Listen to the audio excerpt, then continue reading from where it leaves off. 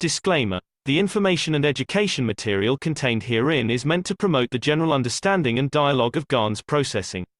Such information is not meant or intended to serve as a substitute for a healthcare professional's clinical training, experience, or judgment. For patients and individuals, such information is not to be a substitute for professional medical, therapeutic, or healthcare advice or counseling.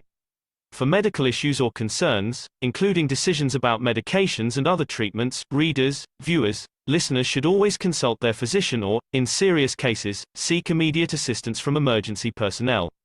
Prescription information, procedures, and use of medical devices information should be undertaken only by properly trained and certified medical personnel. We specifically disclaim any warranties, express or implied, including implied warranties of merchantability or fitness for a particular purpose. Such information is provided, as is, and is believed to be accurate at the time of its publishing, but it is the viewer's job to evaluate the accuracy of any information found in this presentation.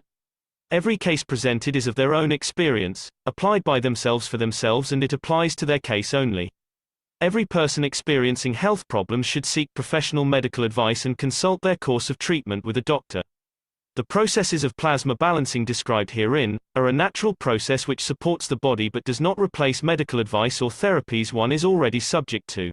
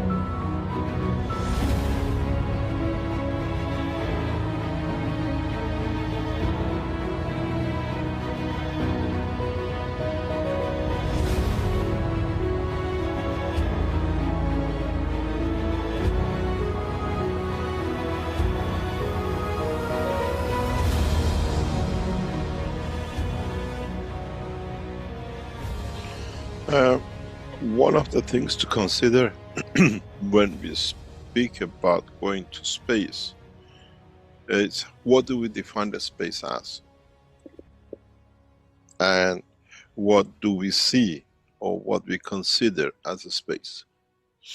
We take a space in our physical body on this planet, and at the same time, within the structure of our physical body, there is another dimension of life which we call the soul of the man. And even though it lives within the space dimensions of the body of the man, has its own life and has its own line of communication. And what we define space, going to space, we already know the inner sanctum or the creator of our physicality travels the depth of the universe, has been the space travel all the time, has a line of communication with other parts of us, be it through dream we call it, or through subconscious, some people they call it, or we have the choice that physically move the physicality with its soul. In a way, we have a bird caged in the physicality of the body of man, and that bird is called the soul of the man. We can open that cage and let it loose at the point of death. When the operation of this cage rots away, and it cannot hold together, and this beautiful bird becomes free. Still, it takes life in the universal dimension, because it has a life. It exists on its own. Or we can carry the cage in a box and take it anywhere. I can take a bird cage in the car, I can take a bird cage in my hand and walk around the park. it doesn't change the entity and existence of that bird. It's still a bird, still sings, still communicates with other birds in the park. And this is how our soul is. So we give option. Those who understand the process of the creation can take that cage, that bird, out of the cage and free it, because we trusted it come back in. It's very much when you have a parrot at home, you open the door, you let him fly around the house, and he comes back again and he goes in the cage. Because you trust it. It knows that's where it belongs to. And this is the process that we have made an option to man. The soul of the man is that bird, but is encaged in physicality of body of man. And for the first time, man knows, man can see that it's him who hasn't trusted the bird to be freed. And it has come the time that he does not need to see the cage to break up, to rust, that the bird can fly out, or by accident open the cage's door is open and the bird flies out. That accident is when we die on the street. The bird cage opens up.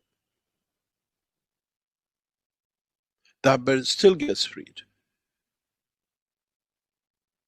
But now we are teaching how the man has control over this door of the cage. And he trusts that the soul will come back to the body. Or the bird will stay, that it can create that atmosphere of the home, the cage.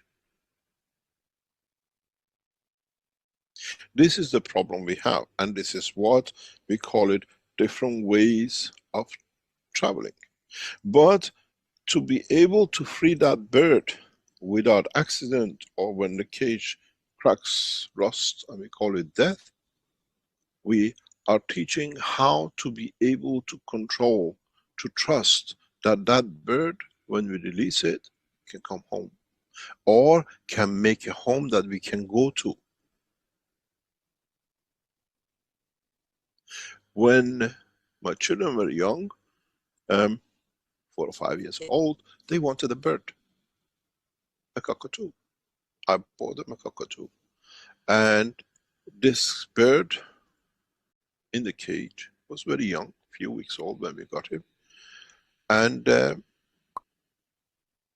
we used to let it free in the house. He knew he goes back in and he sleeps there and he lays egg there. And it came to the point, because of the diseases carried, we had to, the doctors told us, this bird cannot stay in the house because it's causing problem in the house, health problems. So we decided that we loved the bird. We didn't want to let it go, it was part of us. So we decided, if we let it free, it will die, because he didn't know how to look after himself, because he was hand-fed. We decided we'd take him to a sanctuary, and we give it to a sanctuary to be kept. We carried the cage across a park, and as we were walking to go to the sanctuary in the park to be given to them, an old lady saw us. She says, "Oh, what a beautiful bird. We said they have a problem, we love him, but if you leave him here, we don't know if you see him." She says, "I'll look after it. Give it to me. You can come and see it anytime you like." And it was just like a gift. So we got the old lady in the car, we went to her house, we put the cage there, we showed them how to look after the bird, and the bird was free again in the room. And every now and then, children said, "Papa, can we go and see him?" So we called the lady, we go and see him, and the bird is there. And it was a new home, it was our home. And this is how the soul of the man should be. Is trusting that where he goes, he can make a home for us. So in this process, we are teaching different ways of freeing the bird, or carrying the cage. The bird is still there. If you want to carry a cage and go somewhere, you get in the car. That's your spaceship. Still the cage is there and the bird inside. The cage is the body of the man and the bird is the soul of the man. Because we haven't trusted that we get the bird back. We carry the cage in the spaceship. Or there is another line of teaching, which is the understanding the structure of the cage, that you can make the cage not to rot, that then it frees the bird, but it can open up and you can carry the bird is free, you don't need to fuel it, you don't need to do anything, it travels the space of the room, the space of the garden, the space of the city, and it comes back home again. In a way, when we teach about the soul of the man, is in getting the man to trust himself. And to trust himself, he has to become detached. Has to come detached from physicality, detached from the wealth, detached from everything else. That the wealth is within me, not belonging to me.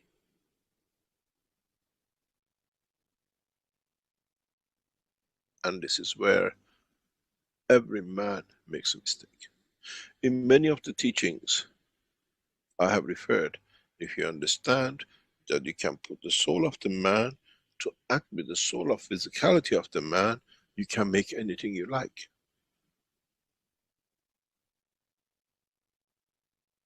The soul of the man is the sun, and the soul of physicality in the palm of the hand of the man is the earth. You move it in the direction, you create water, you create food, but you don't need to have it. It creates the energy that the physicality of the man can absorb. We give the earth in the hand, in the palm of the man. He creates what he needs, he takes what he needs from it.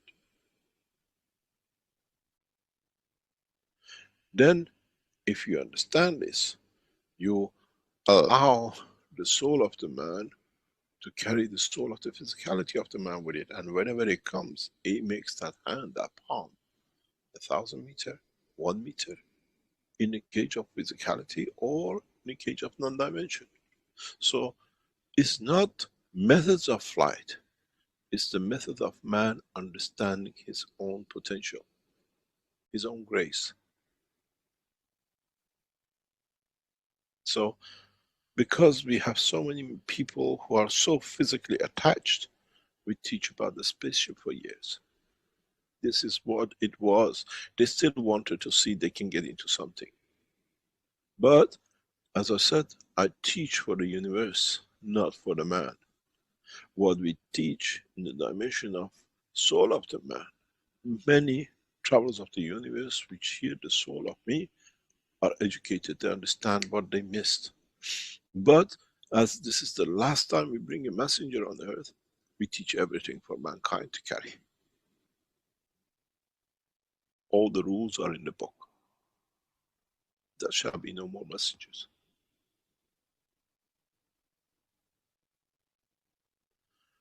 It's for man to translate knowledge.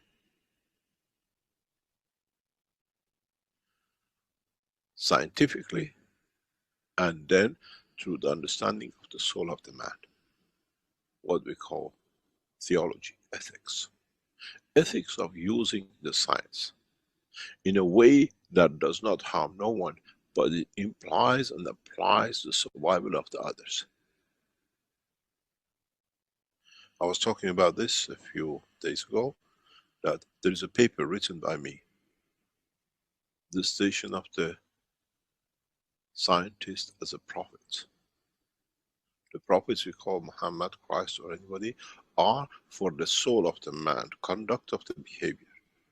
Scientists like beautiful Tesla and others are to elevate the same, but the physicality of the man. This time we have put the two together in one go, then there is no difference. We teach the ethics, the soul conduct and physicality. It's for the man to understand where the two merge and when it's needed to be done.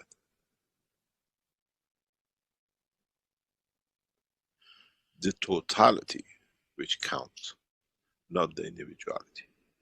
What you can serve counts, not what serves you. So in this way, if you are physical, we have given you the spaceship, all these reactors. If you have moved in the dimension of understanding part of it, you have the dynamic system, you get some energies, you put a glass of water, you mix the energy and something else together, you're still the camel bird.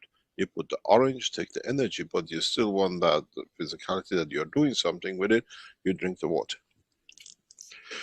And for the soul of those who understand the totality, then they don't need the cage. They're the free bird. And this is the essence of all the teaching. It's not different ways of flight, is understanding the existence of the universe.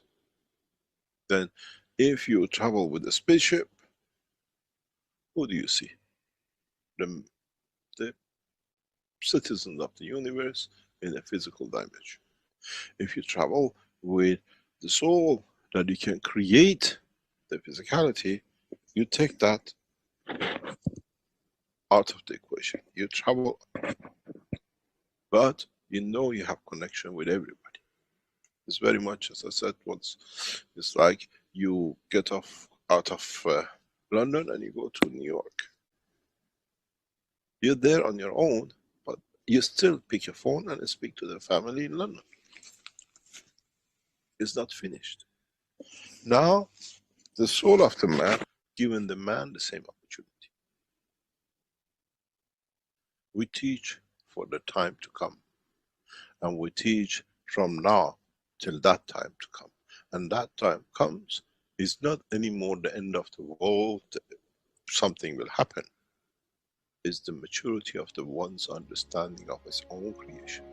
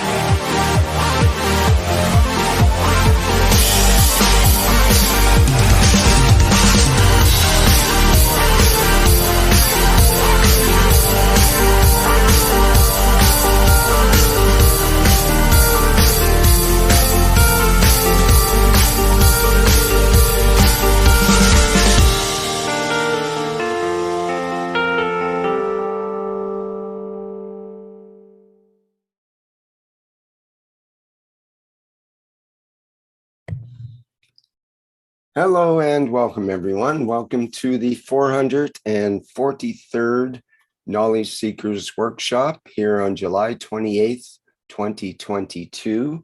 This is also the Energy Blueprint Day, Part 3, and we're calling it A Revolution in Energy Supply. This is a broadcast of the Keshe Foundation Spaceship Institute Education Department and part of the public teachings in English. My name is Rick Crammond. I'll be host today. And of course, we are hosting Mr. Mayran Keshe of the Keshe Foundation. And let me just zero in on him for you here. I think we have it there. Hello, Mr. Keshe. We've got your image now and are ready to go. Good morning, good day to you. As usual, wherever and whenever you listen to this series of knowledge seekers of the Keshe Foundation Spaceship Institute around the world, and in how we openly share knowledge and show the development of it. That you don't need to wait for patterns to be created and things to be hidden.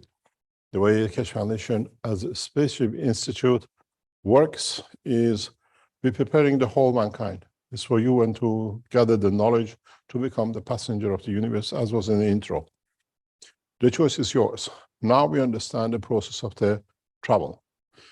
If you travel with the dimension of the energy, what we call inner sanction of the man, the soul of the man, you go through a system that you don't need food, you don't need energies, you don't need light or heat.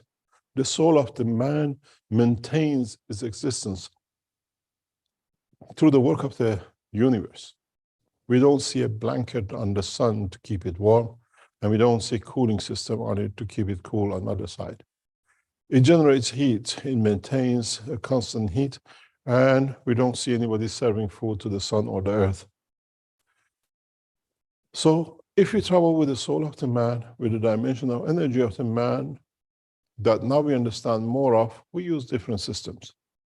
If we travel and live in a dimension of physicality of the man, we need to meet the demands of the man in that dimension.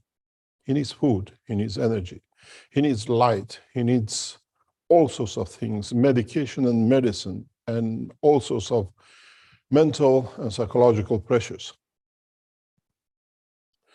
Today's teaching is more or less, at the beginning, some good news about the first way, how the process of the space technology is developing, as you know, and we are carrying out.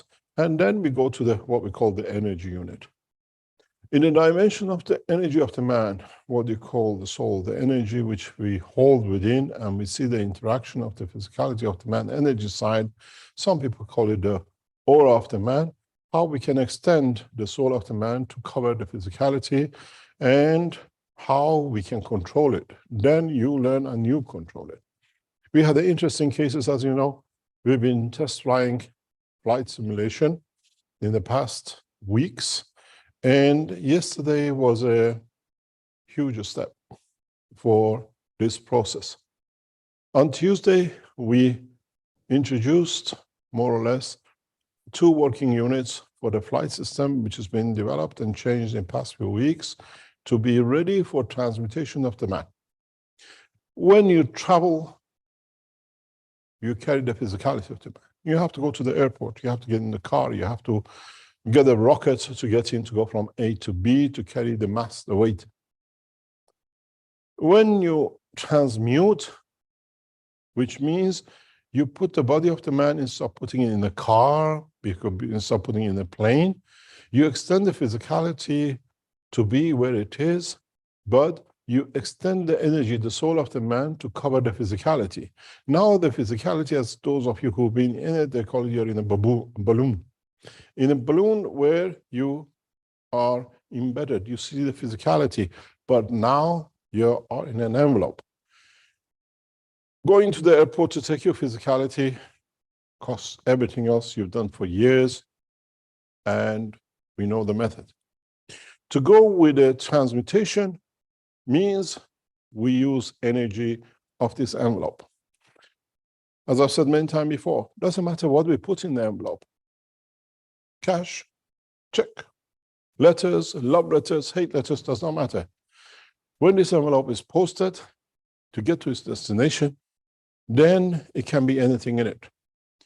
When you make a telephone call, it doesn't matter if it's the noise of the water, if it's your voice, the laughing of your child, or crashing of a glass on the floor.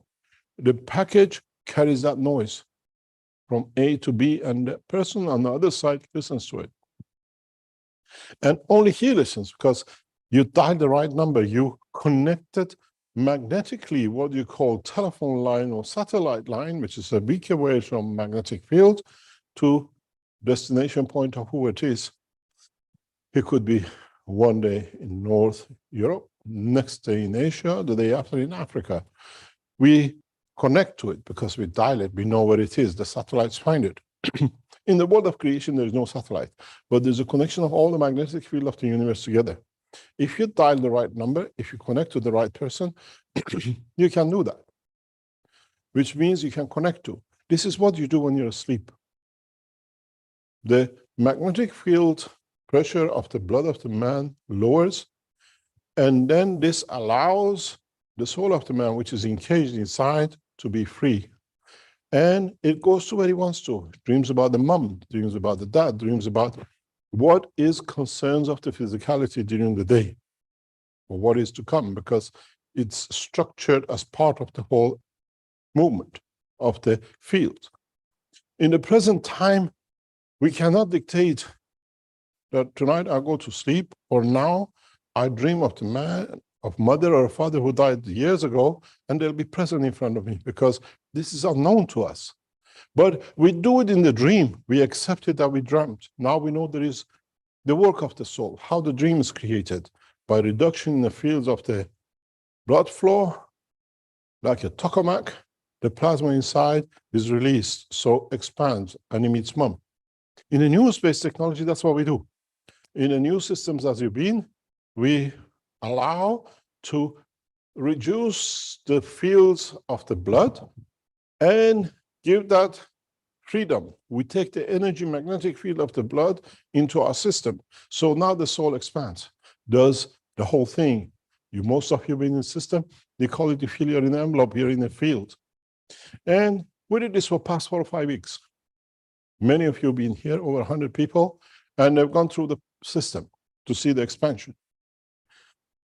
And it was contained into what we call Keshe Foundation, the Spaceship Simulation Center. We said we're going to go on a mobile system, which means we bring people from around the world back to Linz or where they want to go, or we can control or connect to them that they can travel without being here. Yesterday, we announced it weeks ago that it'll be done in October, November, we'll be ready. But our system, developed in past 2 years, has advanced so much that in that process, in developing the new systems, we had an opportunity yesterday with the teaching of the Rick on Wednesday morning, his workshop. I happened to be there, and I thought the system is free because a team of 5 changed the time to another week. So we had 5 places vacant, nobody turning up. They did the last minute. So what we did, I said to the people who are with Rick in his teaching, in his workshop, that I would like to test something and see, maybe now we can see how fast we can develop the mobile system and test it. So with some 10, 15 people present with Rick, I asked them if they want to join a test, just off the cuff, just in one position. And we asked who's got a headphone, who hasn't got a headphone, who can listen to the, what we call the transmutation on a computer or whatever. And we did the first test with mass numbers, with more than 1 or 2 people. The results were in line, but not amazing, but confirmed the correctness. Go back to the teaching of the Rick's workshop and listen to it. We asked first for people, we leave them for 10, 15 minutes. We connected our system from here to the communication line, which is the telephone lines connected to RIC, the structure through Zoom operation. Then after 10 or 15 minutes, as we do here, it's like you go in this 10 or 15 minutes, you wait, it's not just waiting. We send energies, we send packages of plasmas of information, which your soul recognizes down the line. So we allow the blood structure to what they call not to interfere with work of the soul, with work of the energy inside the body. And in that process, we allow it to expand. And this was done in the first 10 or 15 minutes. They're all waiting for. They thought, what they're waiting for? It's like you go to the airport, as I said many times, you wait, you arrived half an hour early, you wait till they announce which platform, where you have to go to catch your flight. And then I entered and I explained to them, now you can go to. You don't fly with the plasma technology. You go to, because it's instantaneous. Flying means getting on it to move the physicality.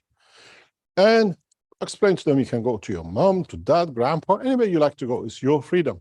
Go to the moon, go to wherever. And we allowed this to take place. And after about 10 or 15 minutes, when we allowed them to do, I went in and we asked questions to see if transmutation to mobile phone is possibility. And the result was immediate. A number of people who wanted to speak, who went through the process, explain what happened to them. Go to the BRICS workshop and listen to it. And this brought forward the position of transmutation of the man through new technology. So we foresee in a much, much closer time that we could test for the first transmutation mobile system by you as knowledge seekers. Please sign in, register, and join. We want to mass travel people around the world, first through the soul, then through the soul to manifest the physicality. You got to remember in the yesterday's teaching of Rick, there were people from all corners of this planet. They were not all in one room like the flight system. There were people in Canada. There were people in South America, I think. There were people in Europe. There were people from Asia. And so we managed to reach all the souls simultaneously. We didn't ask them to all go together anywhere. That's in the next stages. But it was for them to test. So we are ready to go through the transmutation. And it's a beautiful feeling when what you set up, what you developed, the Keshe Foundation team have managed to achieve what man could not think is possible. We had people who went to see the mother, or they went to see the father, or people who went to the moon, and they described it, some of it. I had to leave halfway, and I don't know who else came in, what they explained.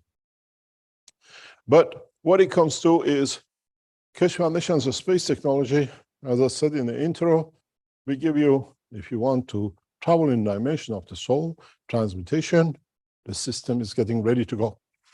If you want to go and live in the dimension of the man, which most of you are involved on a daily basis, is where do I get my food? Where do I get my energy? Where do I get my all other things to be able to maintain the physical life? We gave you the good news about transmutation.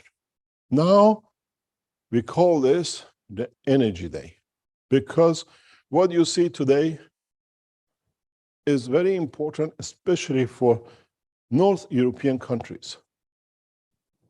Germany, Austria, France, Italy, Denmark, Norway is a gas exporter, and other European nations, which rely on a gas for daily life from Russia, between 40 to 60%, some nations 15, 20%. And we heard that the Russian government yesterday stepped down another pipeline to Germany. So we are running into crisis. This morning we hear the inflation in the United States runs at 9%. Inflation in Europe is getting to double digits because of the shortage of gases and other things which depends to Belarus and Russia, fertilizers, all kind of food to North Africa and Central West Asia from Ukraine. We're here to show two things, revolution and evolution in energy.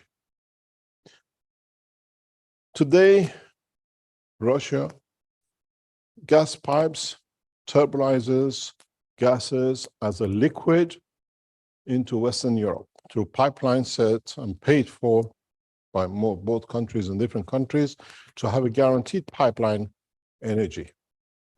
And now is in danger.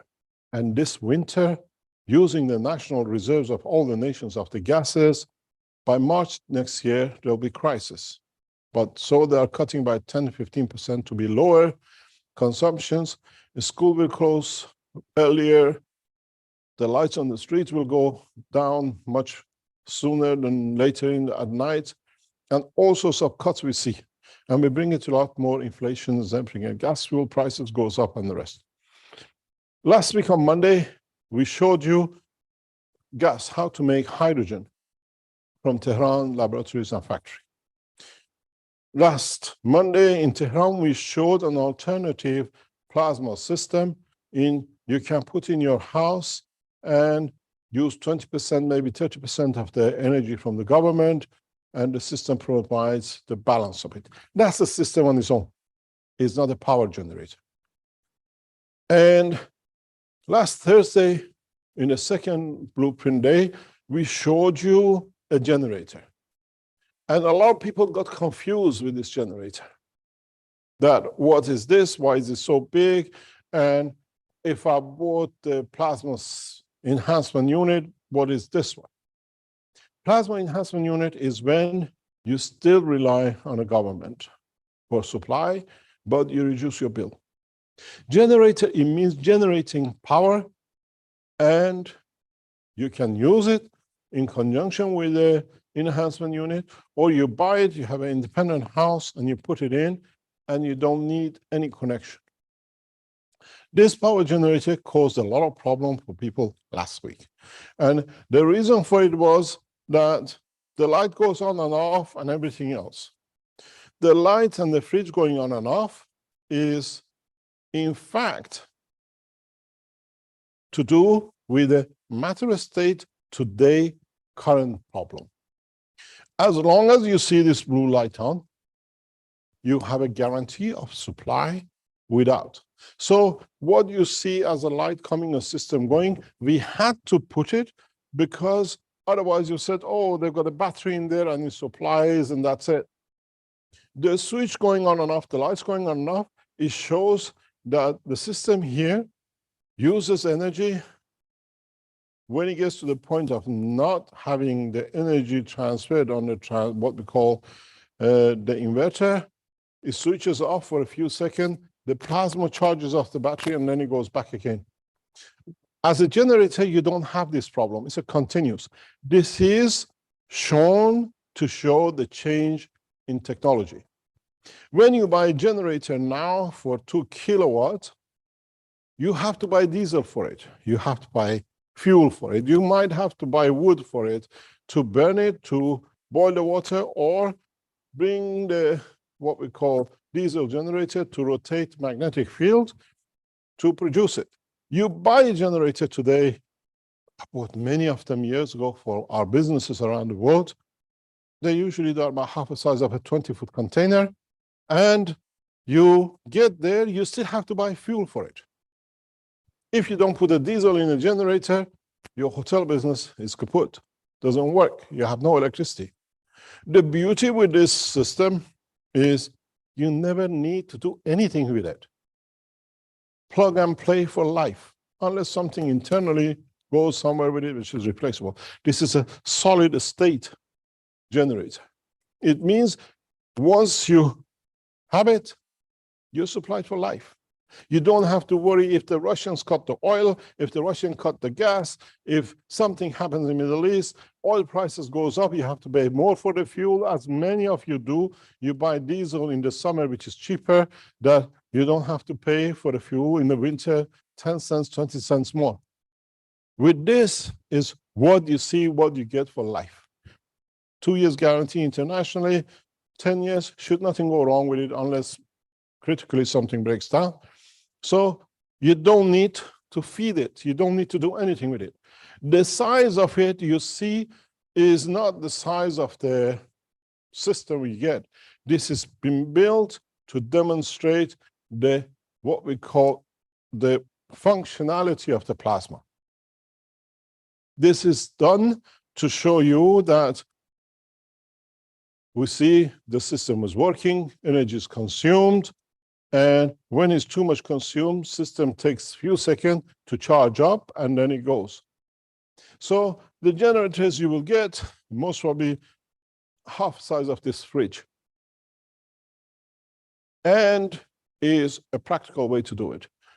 And we try to help people to buy different stages of generator, 0.3, 1 kilowatt, 2 kilowatt. And we found that a lot of people complain in the past few days that they are confused. So we decided we do one system only for public, which is a 2 kilowatt and a 10 kilowatt. 10 kilowatt is for industrial use.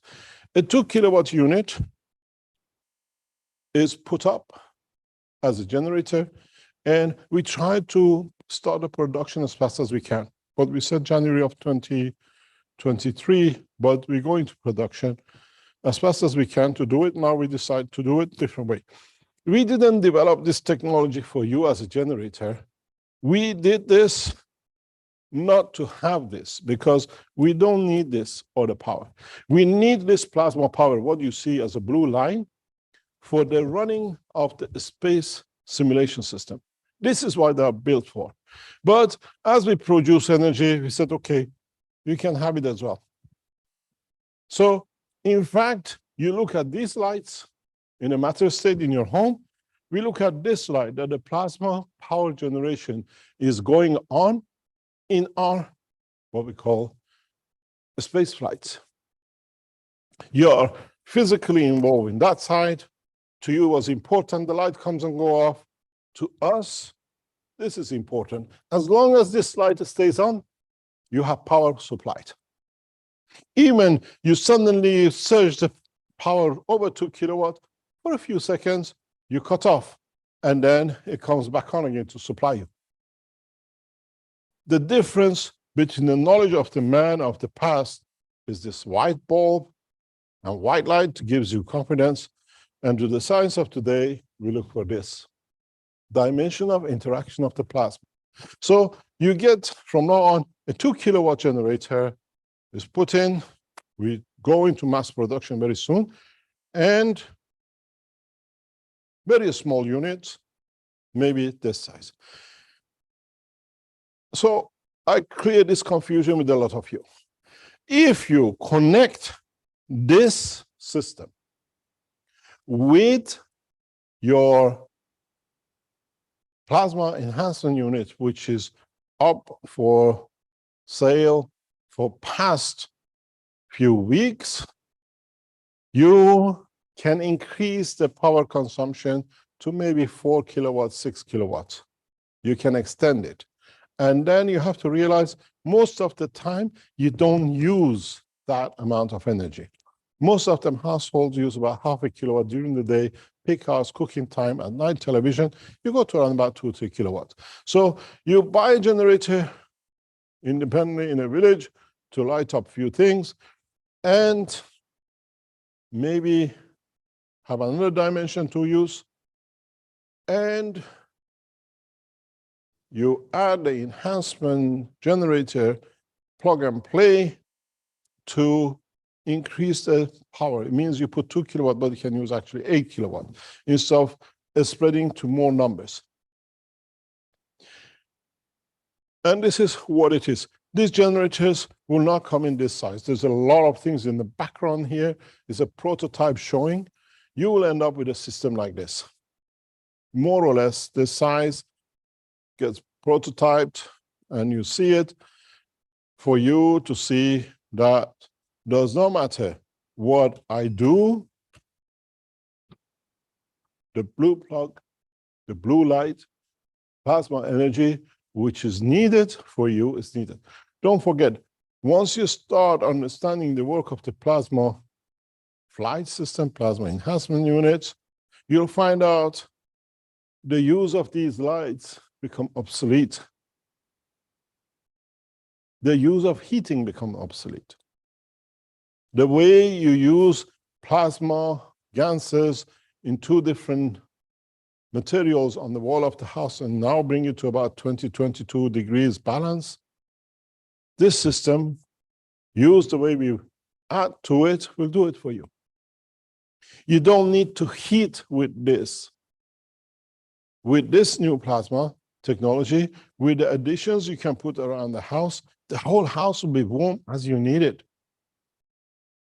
And this is the beauty of it. That's why we don't think you need more than 2 kilowatts if you want to live a human life. But as long as this is on, now you're used to central heating, underfloor heating. Now you have plasma heating. You heat, you release energies which are absorbed by the inner body of the man and keeps it at the temperature which you're happy with. The way when we called yesterday and people were happy, some to go to New York and some go to see the grandpa who died years ago and the others.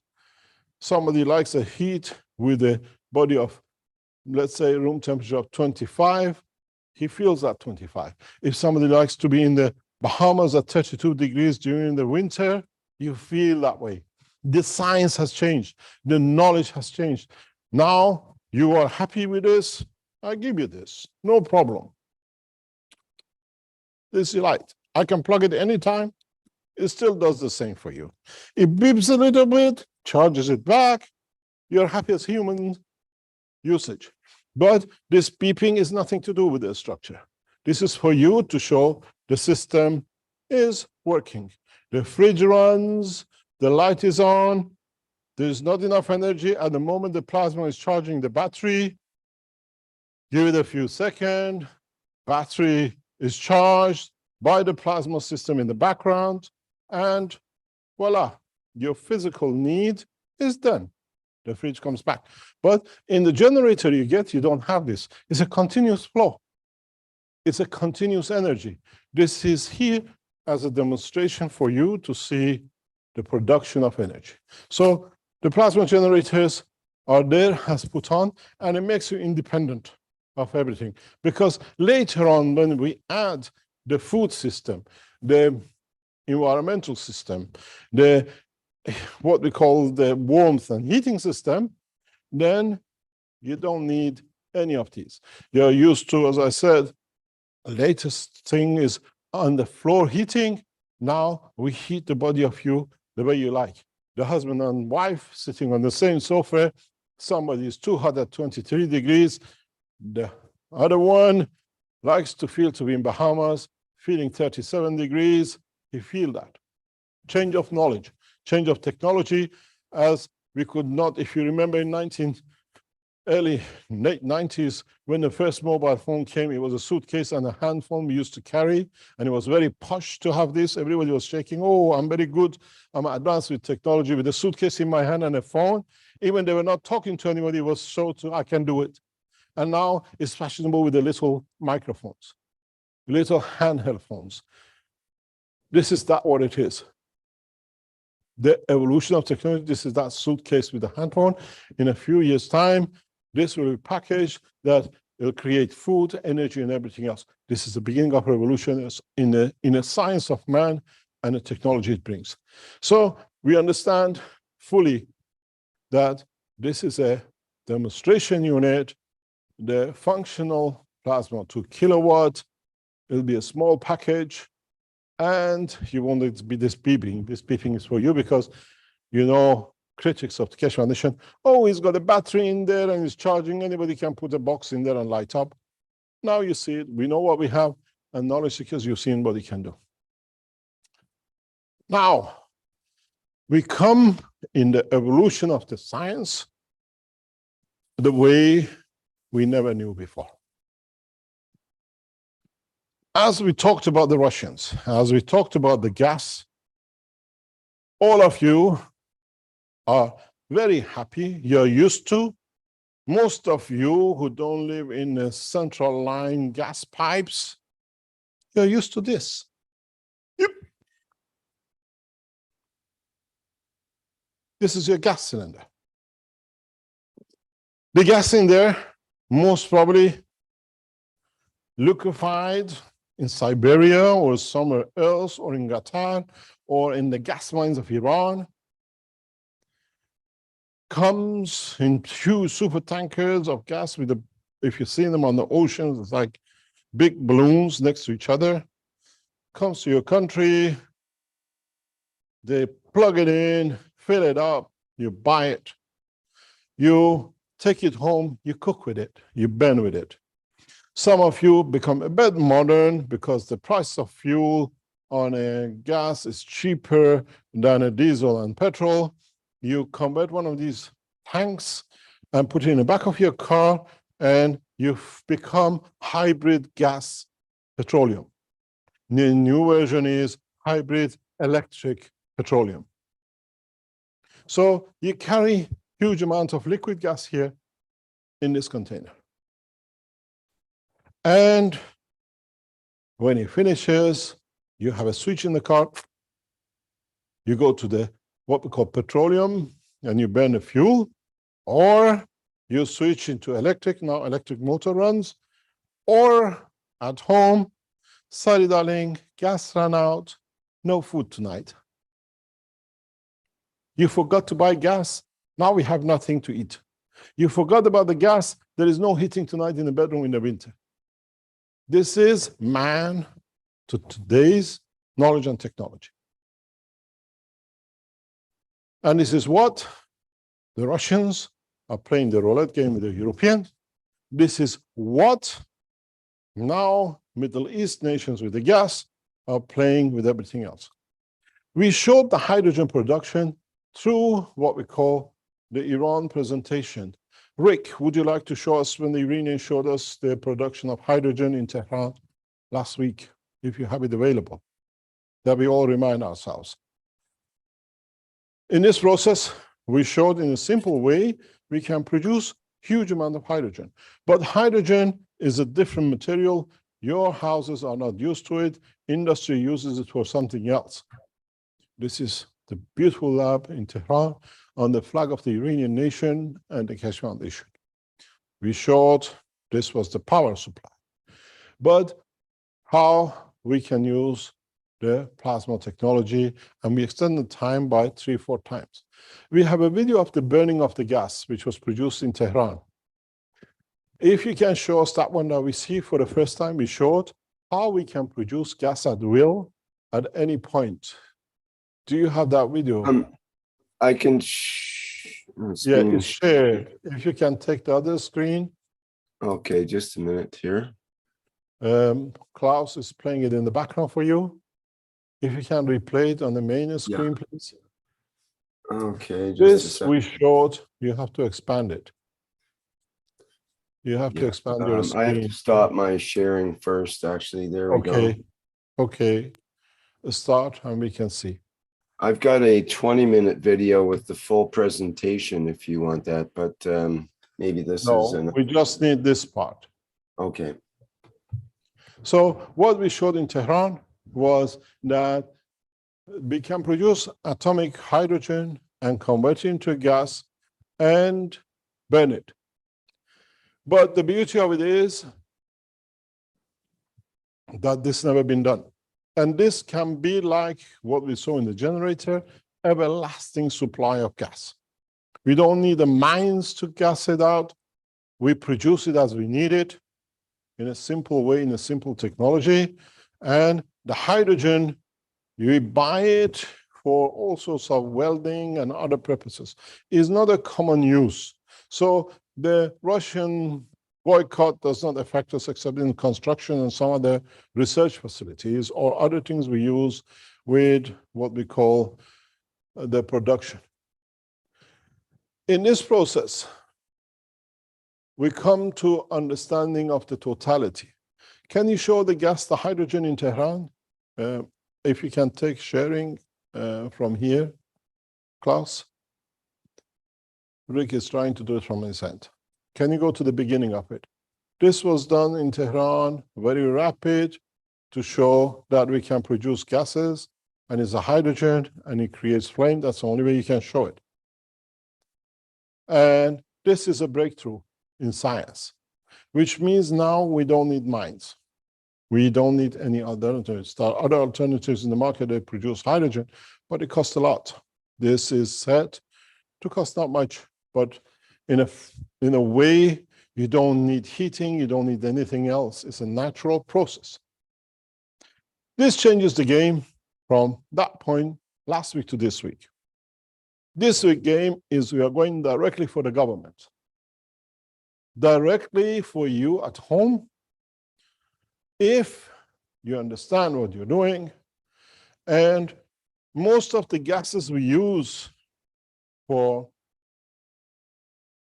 heating up or transportation is methane, because it does what it's supposed to do.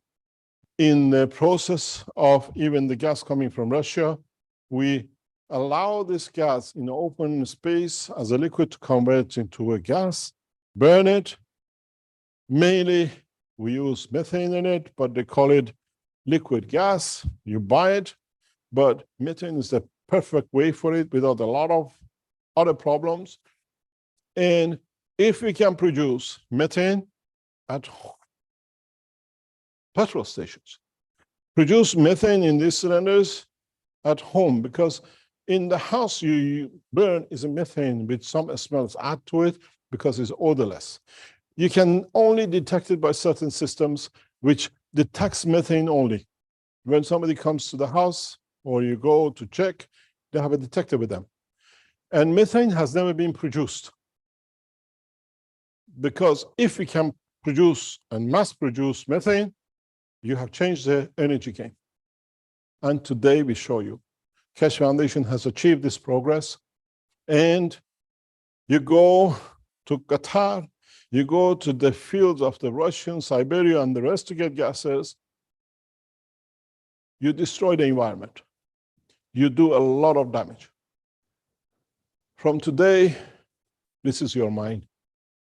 This is the mine that can be in any house, can be in any petrol station, can be in any what we call generating rooms. We have tested the burning. It's too dangerous to burn because it has a backflow pressure. We have taken the pictures. What the cylinders you see is the conversion cylinders, where the gas comes from the methane gas production and then comes up in the tank. We show you with the latest methane system that detects methane only. We produce as much as we need, where we need. We do not need to keep huge tanks of liquid, dangerous. We keep water and we convert it. And in this process, today you buy a liter of liquid gas, which gives you so much per kilowatt hour energy, and you pay €1.30 or about per liter. This will cost you nothing. This will cost just maintenance of it, and you can produce as much as you like. Governments in Europe using this technology are free and become free from the control of the oil cartels, the gas cartels. This is what we told you last week. We start negotiating. We start showing it to the government, because industrialization of this will take very rapid process. Industrialization of this is immediate. And European nations do not need to carry gas pipes, do not need to worry about where they're going to reserve it. You keep the present gas tanks you have. We show you how to convert it.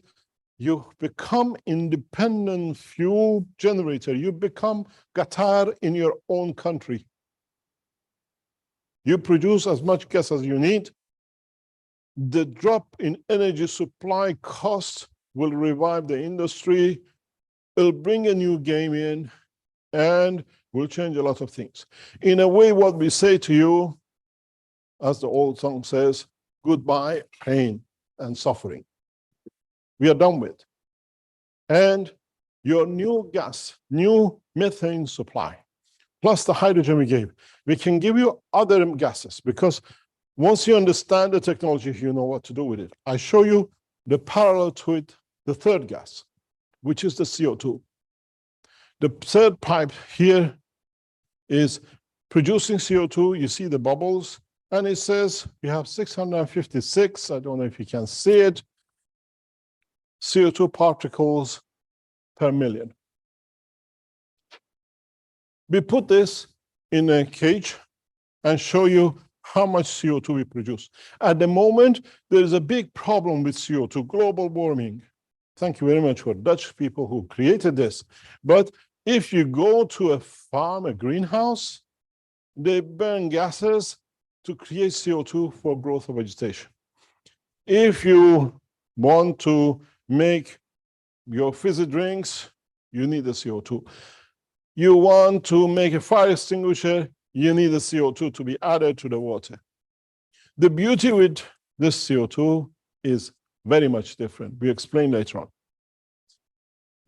The methane gas, if we can produce it, that we don't need the resources anymore of the earth, and makes governments like German government in the next 2 years independent of the fuel supply, you have cracked it.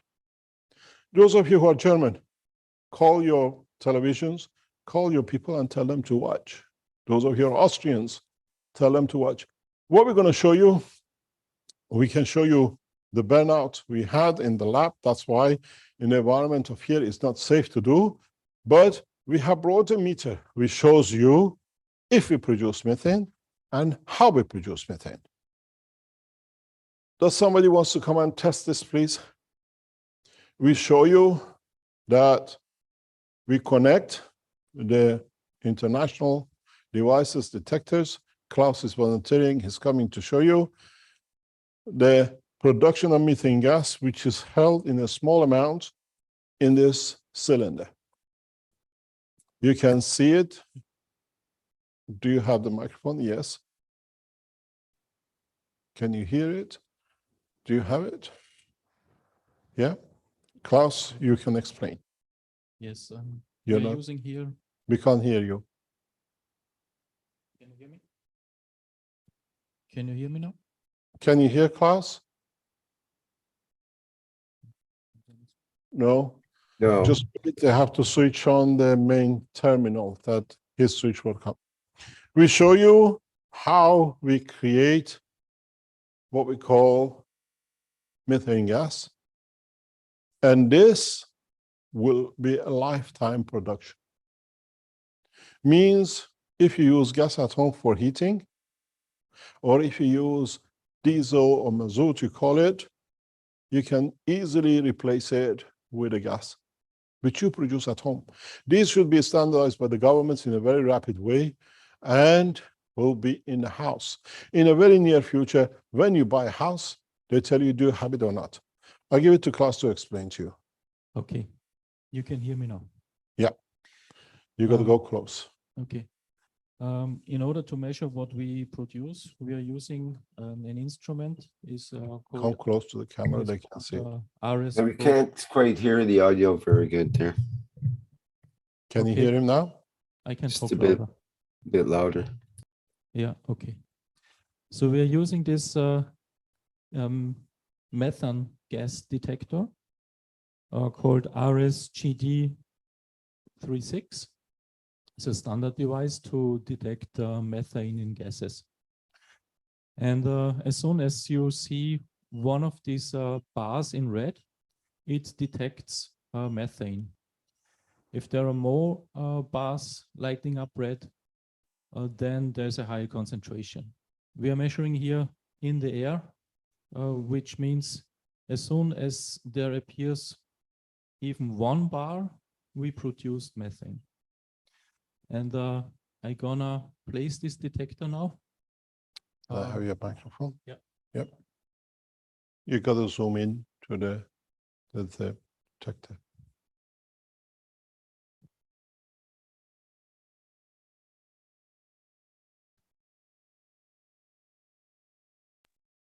See, we have 1, 2, we have even 3 bars.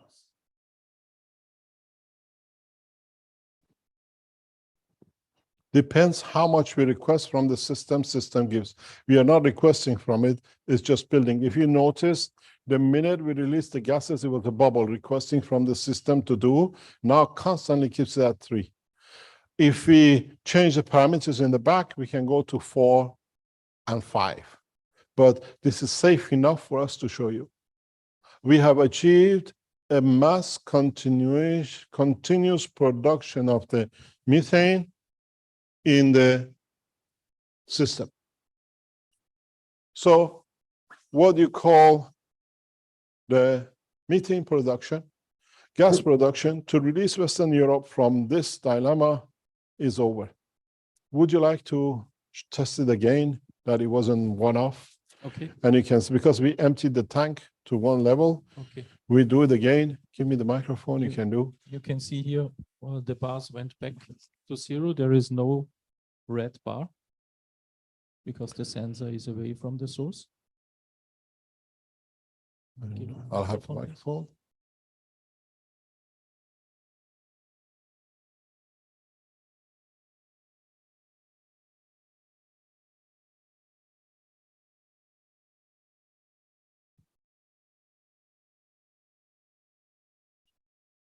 We can produce continuously megatons of this material by conversion without needing to liquefy the gas. Call on demand. If we put a burner on this, it'll go to 4 and 5, the way you saw in Tehran. Once you call a demand on it, that you can burn it, it pulls everything else out. We show you again in a few minutes that you see is a continuous production. Thank you very much, Klaus. You're going to see Klaus in a few seconds, a few minutes again, because we do the same thing now with the CO2. The beauty with this CO2 is that it'll be proven in the future. When you have a fire, you usually have CO2 in a small cylinder, releases into the water, and then trying to, in a way, put the fire out. And doesn't matter if it's a life in it or not, there is no existence because you die with it, you suffocate with it because of the monoxide and everything else. With this technology, it's different. When you spray this, once the right combination understood and applied, if you're in a fire, you spray the water with this gas. If there's a life in it, it will survive. It does not kill. If there's a plant in it, it will survive. Just what is burned before, that'll be the limitation. When this is sprayed, the life exists. To you could be saying this is impossible, but go back on what you've done as Keshe Foundation. You see the bubbles of CO2 coming up from the system. And we can show again, as we shown before, at the moment, CO2 in this environment is what, 640? Now we have a sealed system and we open. The CO2 is safe. Our team are much stronger than me. They have tightened it. Now we put this in. You can smell it. And we close the gap.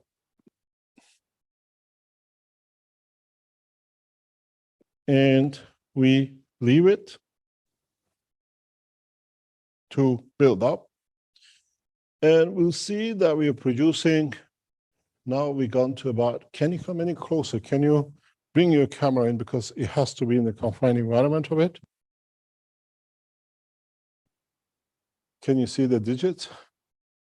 It's building up, 686, 696, 700, and it shows that we are producing carbon.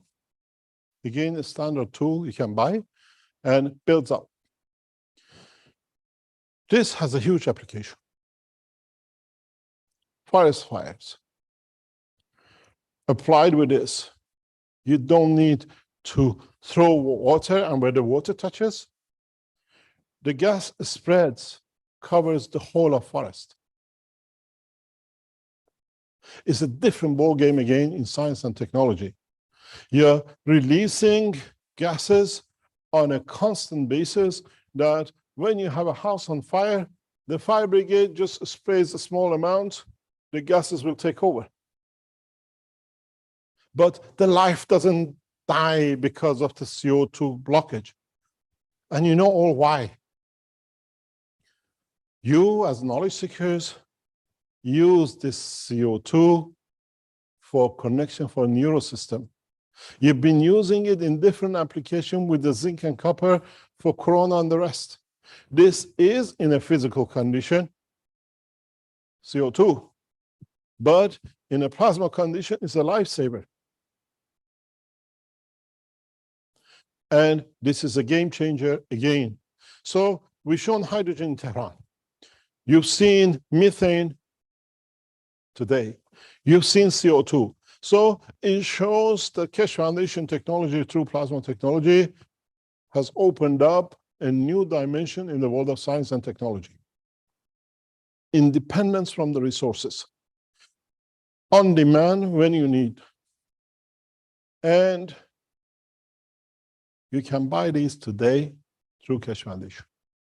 And we try to deliver, especially the methane, within the next couple of months, as much as we can produce to meet the demand of the European need and the shortages by Russia, and cutting your prices, your fuel cost, converting your car from the diesel to a gas, which costs you nothing. In a way, once you buy one system, you can connect it one line to the center of heating, one line to fill up the gas for the car.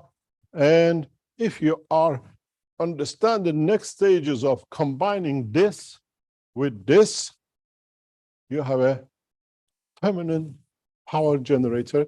We just put a micro generator at the end of the gas as a flow, not as a burner, and we can continuously power the plasma and push the power of the system to 4, 6, or 10 kilowatts. So you see the change in the game of the energy, and this is delivered to the governments as of today. We'll announce in the next few days something again revolutionary with the Keshe Foundation. And what is interesting, if you look at that system, we hear the blips, but we don't see the lights to be out. But now you see the blip on this one. If you come closer, right into it, you see it's gone on red. Too much CO2 in the system. Now, if you can read it, it's past 1,000 particles per million, which is dangerous. And you see in the process, trying to maintain. And we have shown the system in production. The system, now we stop the system. And you see how the CO2 was produced and holds. And you see it, now it's not receiving anymore, contained. I take the lid off. and bring the system out into the atmospheric condition. The bleep stops.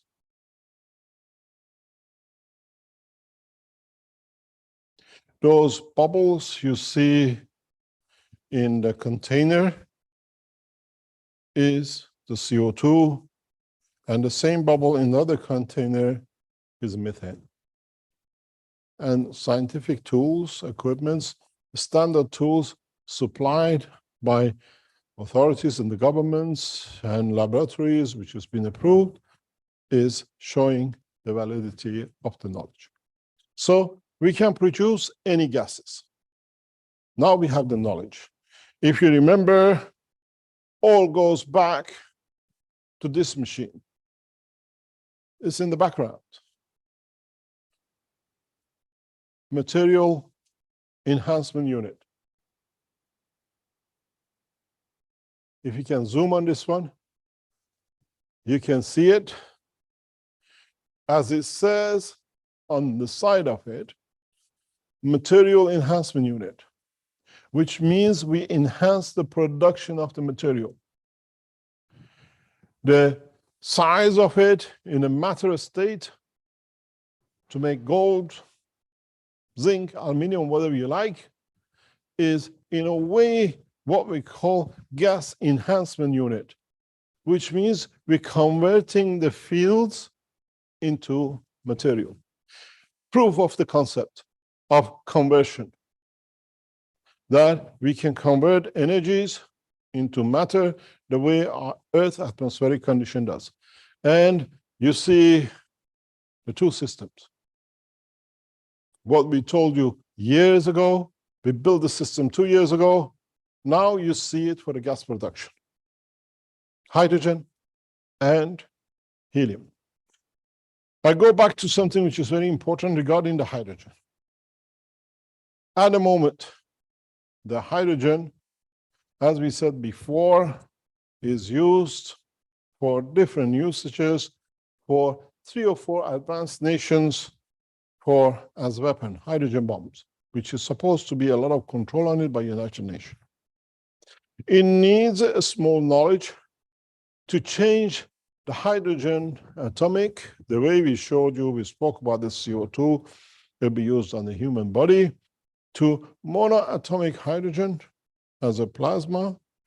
And the way the CO2 become plasmatic, used for the same, not the hydrogen bomb, but the hydrogen plasma explosion, which used, for example, on certain areas in the space by mixing hydrogen with the environment, create condition of water and life. Americans used the hydrogen for a bomb to kill. Iranian scientists used the hydrogen, which can be used for a bomb, to create life, to sustain life. The same thing happens with the methane. If the governments understand, and the Keshe Foundation will release this technology, in the areas of massive fire, massive droughts, the explosion of what we call methane gas as an explosive, or the hydrogen, will create rain in a massive scale and is natural. It's not like when in the past they used aluminum dust to create rainfalls in the dry places and then create all sorts of mayhem psychologically. This process creates natural water, which with it carries energies which can revive life, bring back vegetation. If you don't know, go back to your favorite Wikipedia. When you burn methane, you produce CO2 plus water. It's a natural process of the conversion of methane. The same thing happens with hydrogen. When you explode hydrogen in a plasma condition, you create water. Now you understand, in the future businesses of the production of the energy through the plasma like this, we can give you water free, clean water without contamination. The reason I said you will add this to that, you thought, oh, he's using electric turbine. My dear, I'm giving you water free.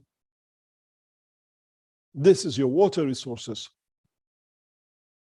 Clean water, untouched. Nothing can be found in it.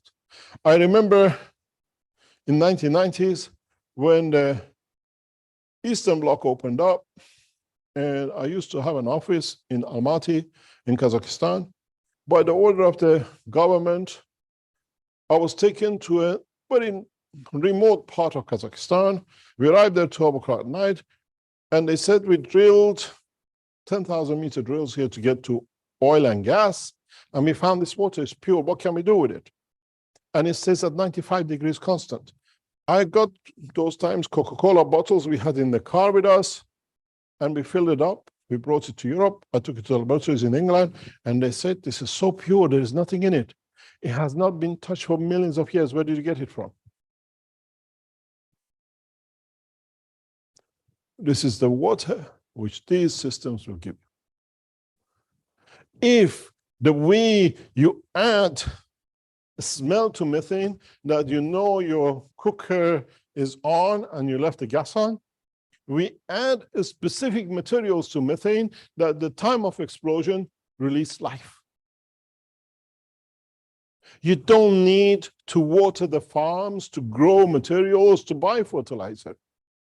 A small amount of methane gas mixed with hydrogen, mixed with what is needed for wheat, for corn, you water. You can make one small explosion, literally with a little bit of noise, every 2 days over the farm in the middle of the desert of Arizona.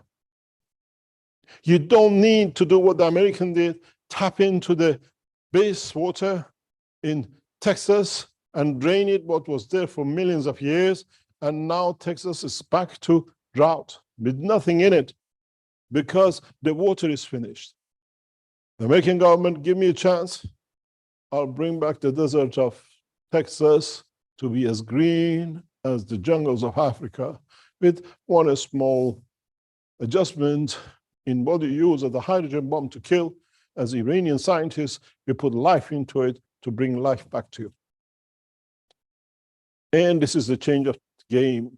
And we don't need to say it because, my dear friends, you use this technology in a very simple way for past 4 or 5 years, and you have done this yourselves, not me.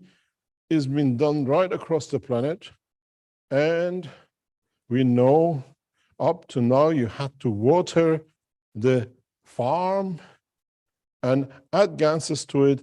The farmers get fed up just to have a growth in harvest. Now you can do it in a more different way and increase your harvest. Reports from China, growing, increasing the harvest.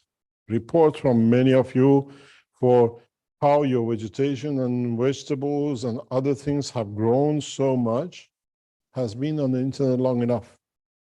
What you did with watering your gases, now we do with CO2 absorbed, hydrogen absorbed, added to methane and hydrogen explosive food plasma technology.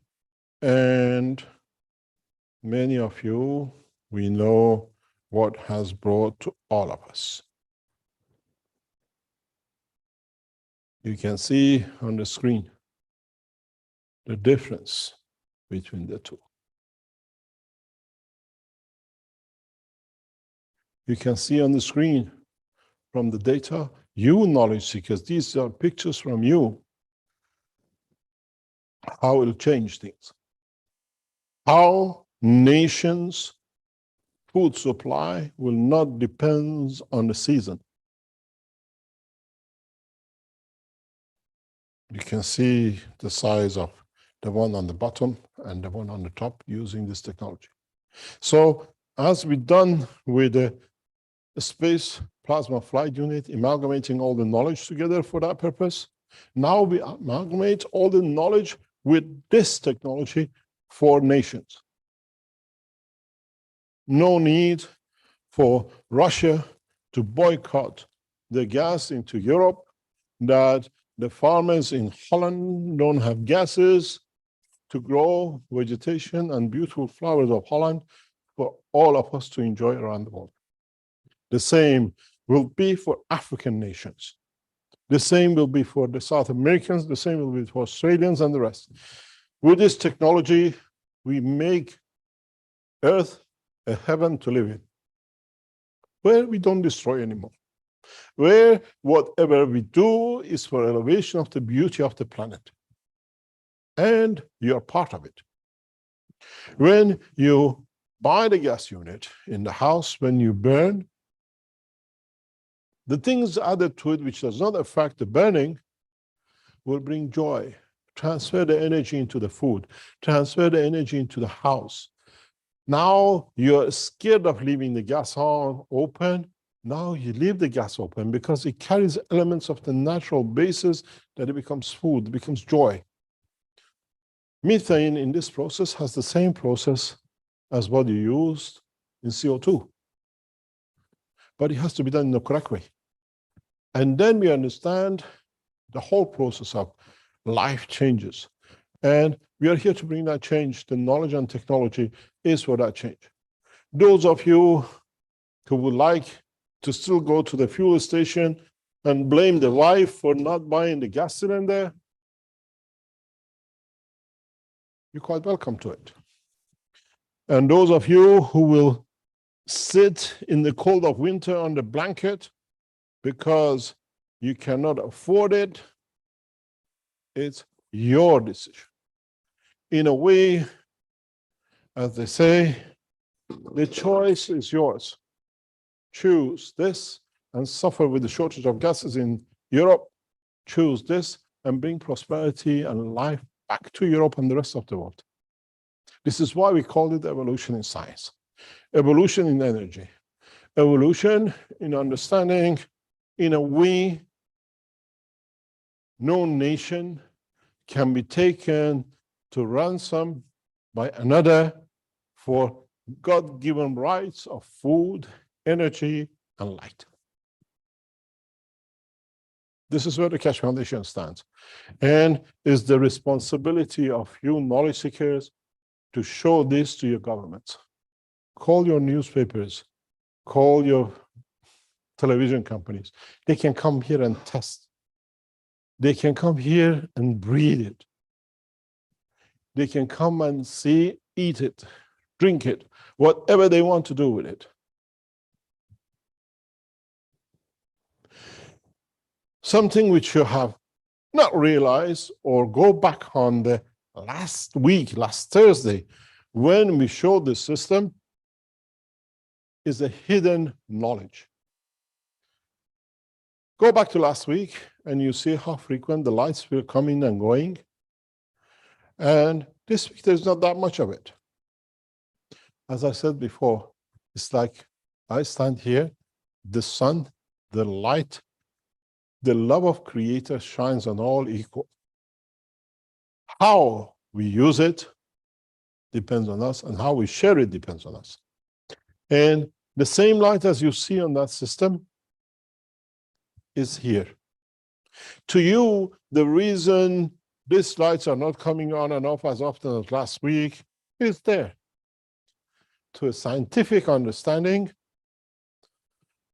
all these are creation of plasma. Now I have like a star formation. These systems are feeding that system. These gas-producing systems, which are here in front of you, are feeding, sharing energy.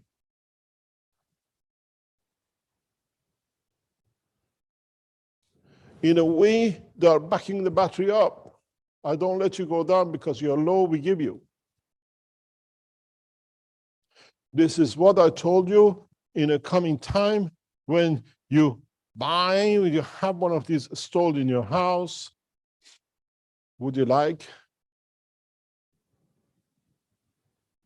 to have food, wellness, and water system in the house, another place? You don't need water in the living room, but you install a system that the water is created in your bathroom. You don't need no pipeline. This is the beauty of understanding where this technology will take us. The whole thing is not a game. Those who went out to destroy the Keshe Foundation destroyed themselves. We have delivered the flight enhancement unit. 100 of you came here to go through it. 10 or 15 of you went through it yesterday with Rick in Canada, God knows other part of the world together simultaneously. Now you have the energy system, the gas system, and then you understand the change in the game of living on this planet. Is not anymore Russian gas, is not anymore, God knows, shortage of food. It's the point that now I have all this given to me, I have it at my fingertip. How can I use my time to serve the others, to bring joy and happiness and life to the others? Many of you come here and say, my wish is to bring joy to humanity. Now you have the system to bring it. We structure these to be fast delivery system. You want to see, I'll bring it to you back. Your CO2 is back again at, you want me to stop here? Do you want to change camera? 648. I give this system to the farmer, tomato grower in Holland, saves him millions of dollars a day or a year, because he pays for this to be burned in the greenhouse to create a tomato, which has a life of maybe 2 weeks in the farm, in the shops. And with this, he creates a tomato, which is joy to eat, and it lasts 6 to 10 weeks in the shops. It's a change in the economy, a change in life. Klaus is very happy to come back to show something to us. Would you like to measure again your methane gas? So we see why we call it change in energy, change in what we call plasma technology. We measure this, and what we've done, very simply to you, is Keshe Foundation this time is not in the game just to sell a unit. You buy a unit, you contribute for next 10 years, 20 years to the foundation in a small amount that we can keep on expanding and developing and creating life for the others who are not fortunate to have. So on the gas units, on the generator units, we have put a minimum of 100 euro per year. You pay just to subscribe to use these systems. And if you feel more generous, you can make 250 or 100 or 1,000, doesn't matter, every year for the what saving you make and what your change bring. So these units are for sale today. We're selling it as a household plasma unit, and we try to get this as fast as possible into the market that we beat the Russian boycott. And then we contact your bankers and your governments and tell them we don't need to suffer. There we are, methane gas line opened up. You see, it goes down. It was just like the generation of the power. It stays constant supply. If you burn it, it goes up to the third and up. If we don't use it, nature only supplies what is needed. And you can see how clearly it is. And the beauty of it is, in the back, the energy system bleeps into vacuum power. Now, the energy and power is the hand of the individuals not governments. It's you who decide how much gas I'm going to have, how much electricity I'm going to have, and goes back to all of you, because being here for past 4 or 5 weeks, thank you very much, Klaus, your system works. You, When we gave the patents to the governments in 2012, you all called me betrayer. You betrayed us. You brought the technology. You gave it to the government again. We gave it to you from 2015-16. You still couldn't do anything with it. Now we show you what is done and what can be done. And the process is very simple. You've seen, we showed you that. Again, I'll show you this, 647.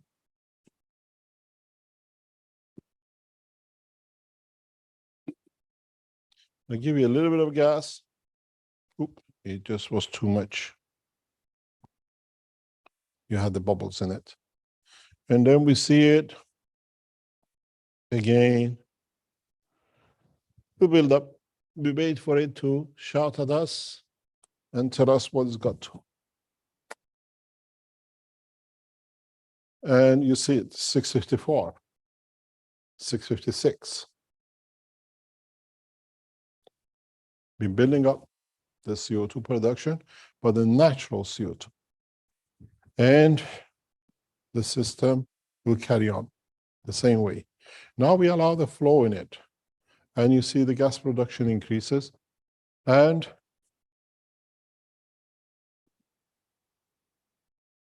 $671, $669. It goes to 1,000, and you get the alarm going off again.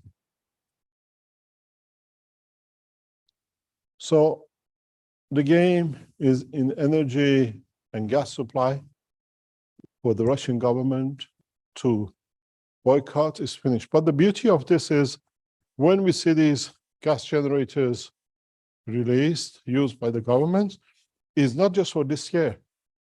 These systems will stay for nations for the life of the nation. It's not a nuclear reactor that you spend 30 billion to build it, and then you spend 200 billion to clean it up over 50, 60 years and holding nuclear material. You spend 30 billion developing, completing these systems. Your nation does not need nuclear power stations. Your nation does not need to suffer from shortage of electricity anywhere in the world. It's a natural product and has no waste to store it somewhere, and is on demand. You need the gas, you've seen it, creates it. We saw it in Tehran, the minute they stopped burning, how fast it came. We saw here a rapid bubble expansion.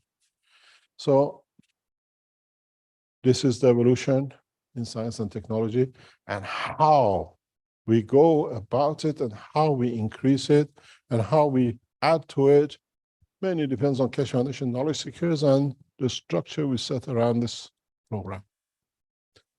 We go for a break and we come back and try to answer some sensible questions. Thank you very much, Rick, if you want to take us for a break. Okay, thank you, Mr. Kesh. And we'll go for a short break here with some commercial messages and be back in a few minutes.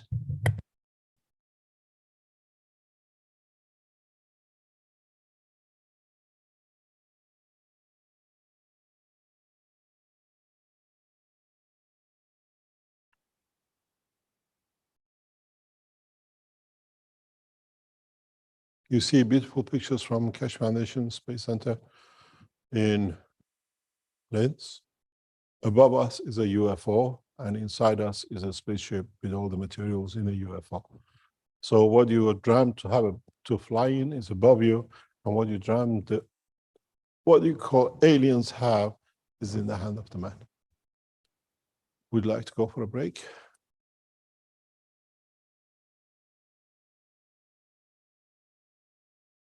Yes, thank you.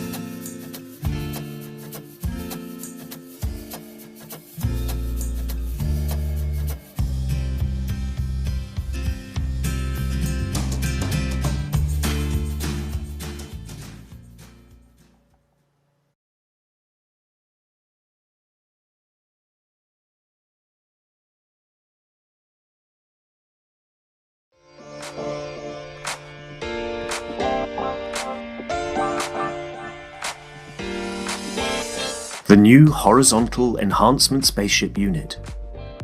A space technology that allows us to work with the fields of the universe, creating a wide range of plasma field interactions and conditions. It allows the body to process itself from any physical or emotional imbalance.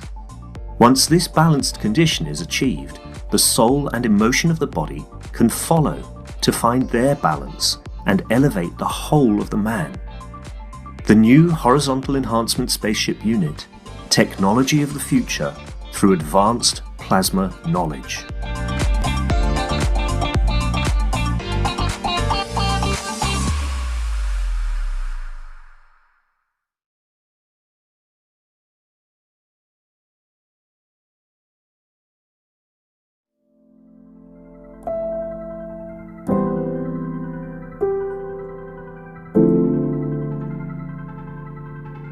The revolutionary new Flight Enhancement Spaceship Unit is due to be launched in June 2022, and in the same year is expected to fly passengers into space, to the moon and beyond for a day or even several days at a time.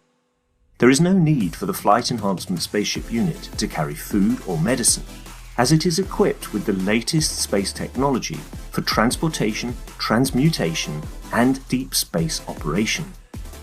This extraordinary breakthrough technology ushers in a new era of travel without the need of fuel, food, or medicine, even during the longest excursions into deep space. Each spaceship unit has a 4-passenger capacity for long or short duration flights and has the capability to travel between cities on Earth in a matter of seconds to minutes, depending on the distance and speed. This ability to traverse massive distance in such incredibly short time is not just a breakthrough for human transport, it also completely revolutionizes the transportation of goods and cargo and will rapidly overcome the need for one of our most polluting practices, namely marine shipping, as it finally breaks us free not only from the combustion of heavy diesel, but from the combustion of any fuel for propulsion in the future. The Flight Enhancement Spaceship Unit, a new paradigm in space travel, space medicine, and space technology.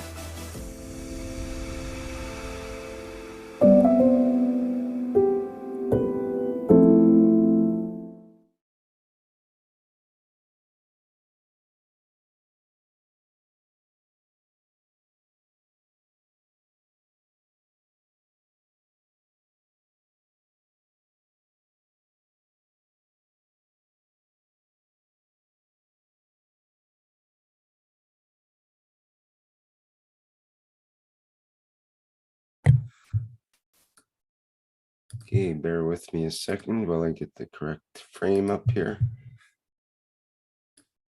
Okay, we are back at the 443rd Knowledge Seekers Workshop here on Thursday, July 28th, 2022.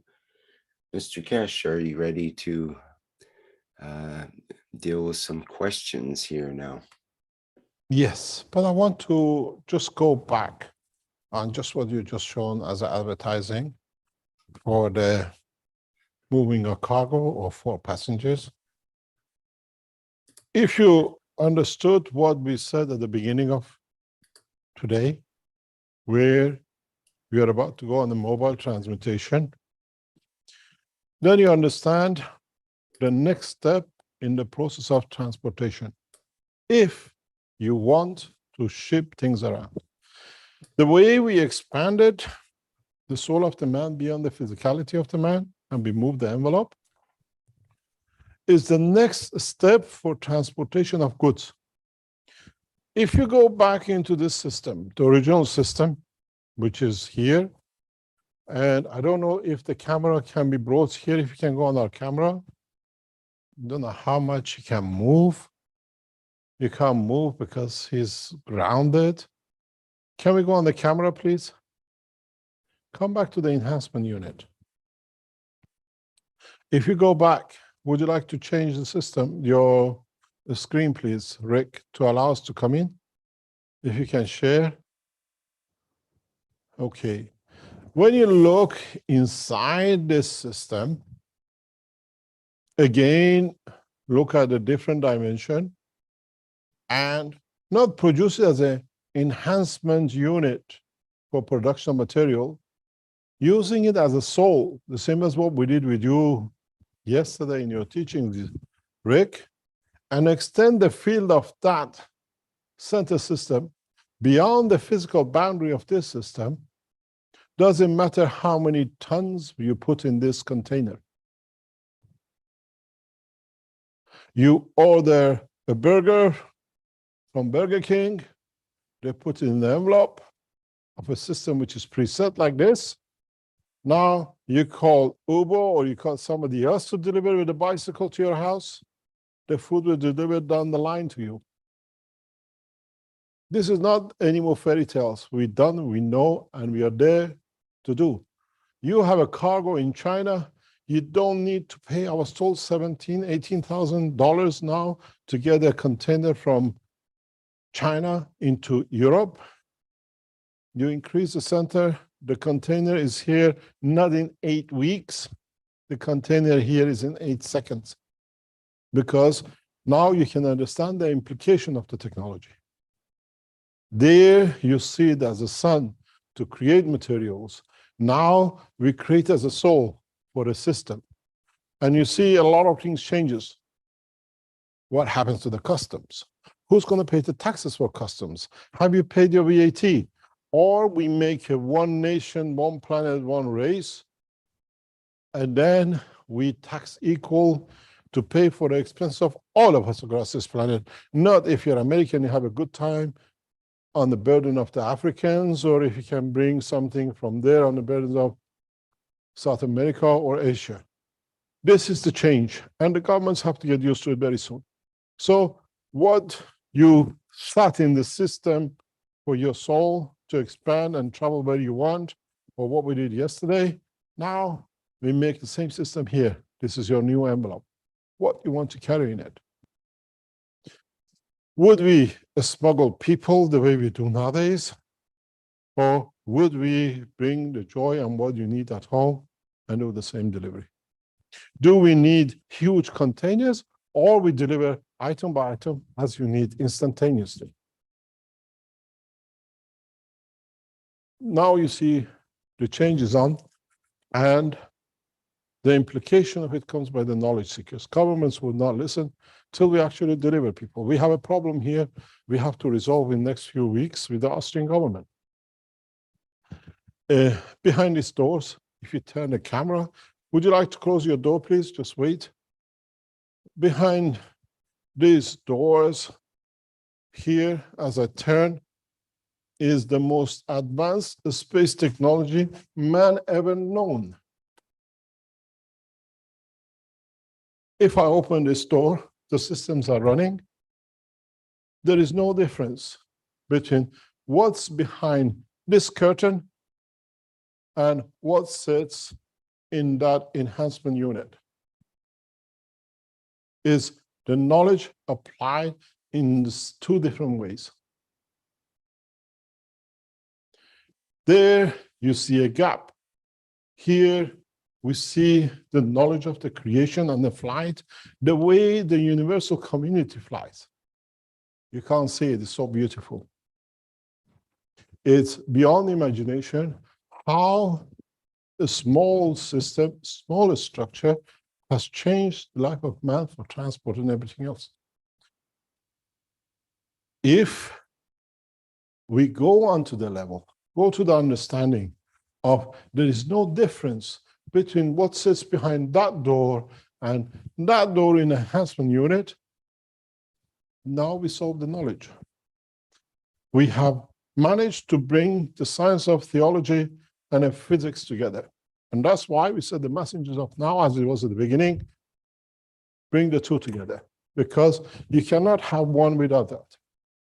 You cannot run a system which has an emotion without understanding how you can use this emotion. So the 2 knowledge have no choice. They have come together out of the beauty of what we call sharing the knowledge so openly with all of you for past 20 years.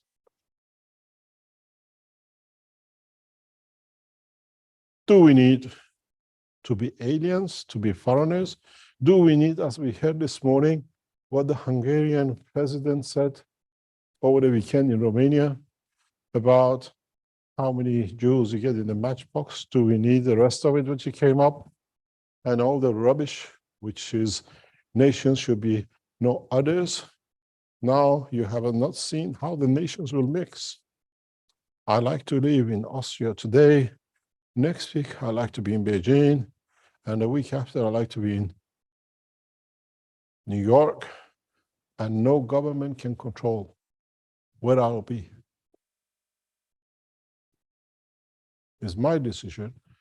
I decide, I travel. And I'm there instantly, as many of you have tested it in the system. So you see the two sides of the knowledge, the science and technology and ethos of what we call theology, the soul of the man now sits in this building. We have no choice. Through understanding of the knowledge in either way, we have brought it together to be one. And this goes back in a very simple way. Do we need religions? Do we need ayatollahs and popes when everything is in our hand? That bubble of energy is life, as Klaus just said. It's beautiful how you see life is created, bubble with bubble. And you are responsible for it. You don't need no religious man and no government to tell you anything else, because you decide how the ethos sits, where you want the soul be, and how you want your physicality to enjoy the presence of the soul. Now we go back, if there are any questions.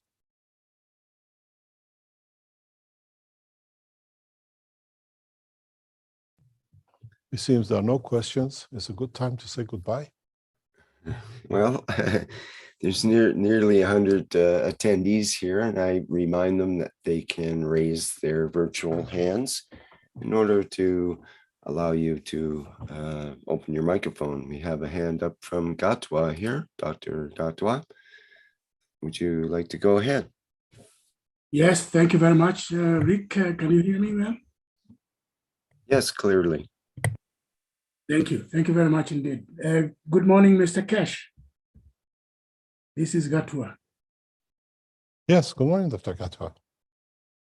Yeah, thank you very much. First is to thank you very much for bringing this revolutionary technology, science and technology to the world that also brings peace. In fact, I see it as having potential to make all countries self-reliant and developed. You don't need to, so it is there to be doing, it's doing it. It has no choice, it's upon us. We have Exactly. no... And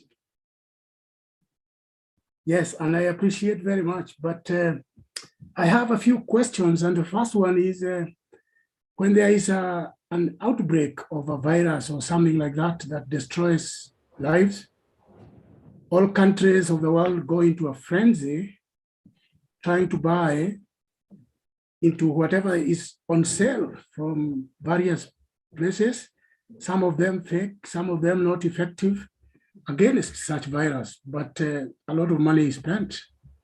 But when this science and technology is brought to the world, it's open, it's everywhere, it's on the internet.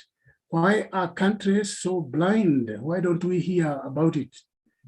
Why don't we see a frenzy of countries wanting to buy this technology? That's the first question, Mr. Kesh, but I have more. First question, I think we answered you before. This needs to be charged. I answer you straight away. The only reason you're not getting it is because of this here, connection is here, Klaus, I have it, is because of the Kingdom of Belgium. The King of Belgium, in making a fake court case and saying we are fraud, has put a lot of things apart. That the governments go by what is said, we could not defend the case, in Belgium. Dutch people went there, you saw what they did with him. Hitler didn't put armed officers in the court. Belgians did. They're ruthless. The Belgians are people who killed half of the African Congo. And one scientist to them is no difference. And we saw it. They put the closest person to me as a spy, informing before, preempting everything. This technology would not have been out if it still was a Belgium in our structure.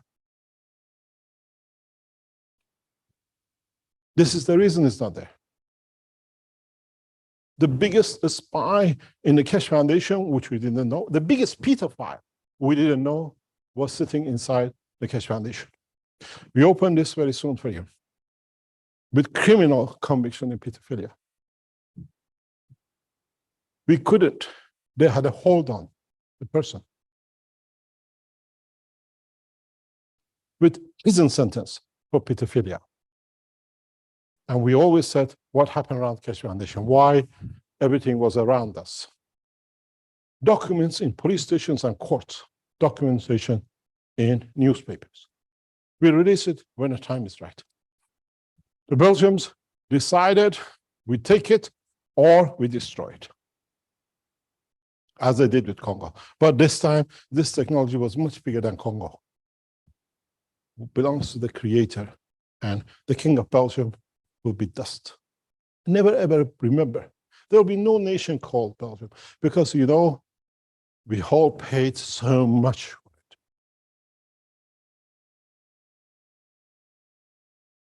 We can talk very openly how Keshe Foundation was brought in. They knew the day of my assassination in Italy.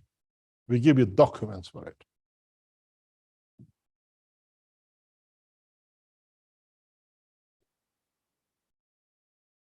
The day when I was supposed to be assassinated, which Fabio got assassinated, according to all of you, as you know, I'm everywhere, wherever Mr. Keshe is. That day, I'm home, waiting for a death news.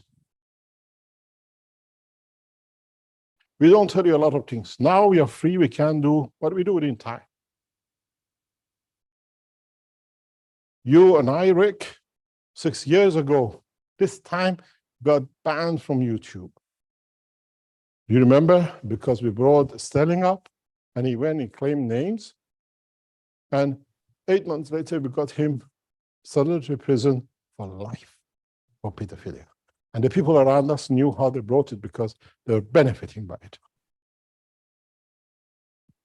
This is the reason we are not in news, because pedophiles, the Kingdom of Belgium and people in it, have a lot of things to do. It's the way they keep the other leaders in silence because they have pictures of them or whatever to do with them with children. When you got somebody by the neck, you can do whatever you like. So it's not in the news, but now it's in your hand. That's what it counts. Would it matter if it was a pigeon time when you send the message by pigeon and we would have discovered this technology and we had no television?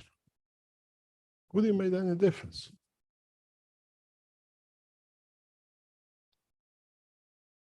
Would it have made any difference if it was 20 years ago and we could show it? In a way, the time wasn't right. In a way, man had to learn the knowledge we have learned now. And I am very glad that we are free to teach the way we are teaching, and we are free to be able to share knowledge so freely. And we've done so for years to come. The whole beauty of it is we are here, is now, and the knowledge is shared, and knowledge can be shared still so freely. And the beauty of it is, in the city of Linz, you have material life, you have plasma life as you see on the screen, or you have flight system through the soul of the man behind the wall. The technology is the technology of the created. Knowledge is knowledge of created. How we change it to a technology is in what we need and what demand for it. It's very interesting. Can I have that? Klaus, can I have that detector, please? We just had the smoke detector, which is the CO2 detector, and it ran out of energy. No, the CO2 system you had. Yeah, bring it without charging it. We had to stop, take it out because you cannot charge yourself. We have to charge it to something. And it's going to be charged. You see the cap is open because I couldn't hear any more bleeping. So now we put it on the charger. What happens? In a few seconds, it runs out again. We can't charge it. What about if in the near future, we add the knowledge, what's inside this box, into this? Do you need batteries to charge? Do you need hoping that your CO2 or monoxide system has a battery and it runs out of battery, your child is in the room, accident happened with a fire, and monoxide kills the child? Do you rely on a man technology which fails, or do you rely on the knowledge of the creation that it works all the time? It's very simple. It's standing right in front of us. You all saw us, we put it in there, suddenly stopped, ran out of energy. I need to charge it, I need to plug it. And if I stand here, who charges this light in front of me? Who sends this energy, we call this energy of the sun, to me? Who charges it? What is in there above me is one inside me. It's beautiful when the sun shines on what we call the Son of Man. We created that sun inside. We haven't moved it. It has chosen, we have holes on the roof, on the ceiling, and what you get. The energy inside the system does not have the matter state and the failures of the system. And you always see the blue light still on. This is what we give you, not this. You want this, plug it in. You don't have this, you run out of energy. Throw it away. When you buy systems that will not rely on material state energy electron movement, and you work on a plasma technology, this is what you get.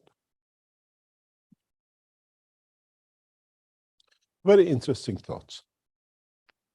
We always said that the bigger field gives to the smaller. Now we see the light, the sun itself, and we have a sun inside which is weaker.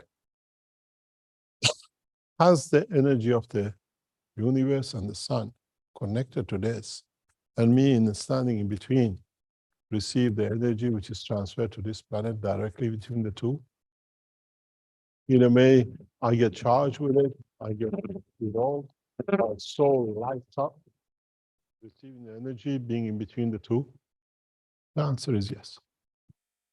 And now, do you need that battery? Or do we need State of Belgium to decide nobody should know about it till we get our hands on it because we need more children for our pedophile kingdom? The answer is very simple. My name, my technology will last long, long after the pedophile kingdom of Belgium.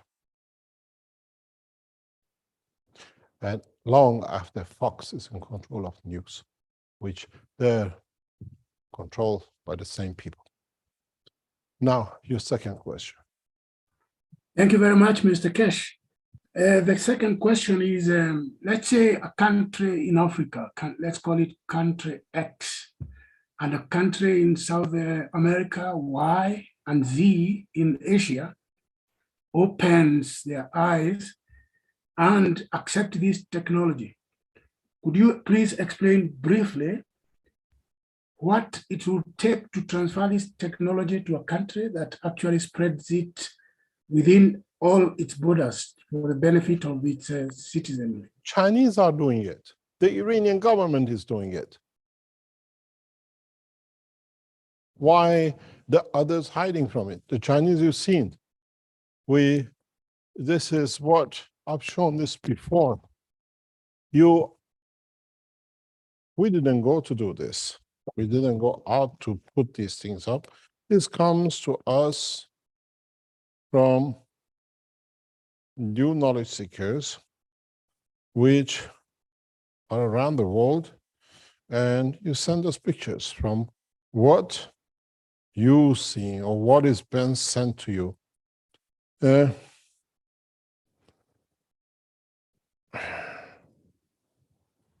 Let me find it for you, and then you understand. This is what you are blinded with by the Belgians, and this is what Chinese do with the Keshe Foundation in China. I have to find it, then I can share it, then you understand. Nations are using it the way it suits them, and where it suits them, the way it suits them, and how they can benefit by it. There's a picture. I'm sure the Chinese guys in the background will get to it before I do, but I have it somewhere here. Then you understand, government use the Keshe Foundation technology as it suits them, where it suits them, and what it suits their nationals. It's a beautiful single picture. I have to find it. Usually see it very rapidly, but as usual, it's Keshe Foundation. You need to wait. The cancers need to grow.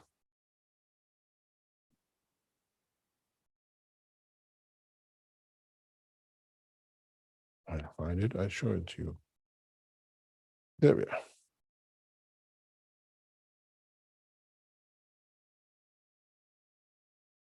This is how government use us when it suits them.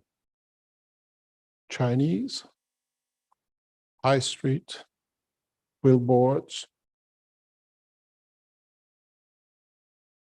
and that's what it is. It suits the Chinese government and Chinese authorities and whatever to put Mehran Tafakuri Keshe, show how it changes for them on the streets.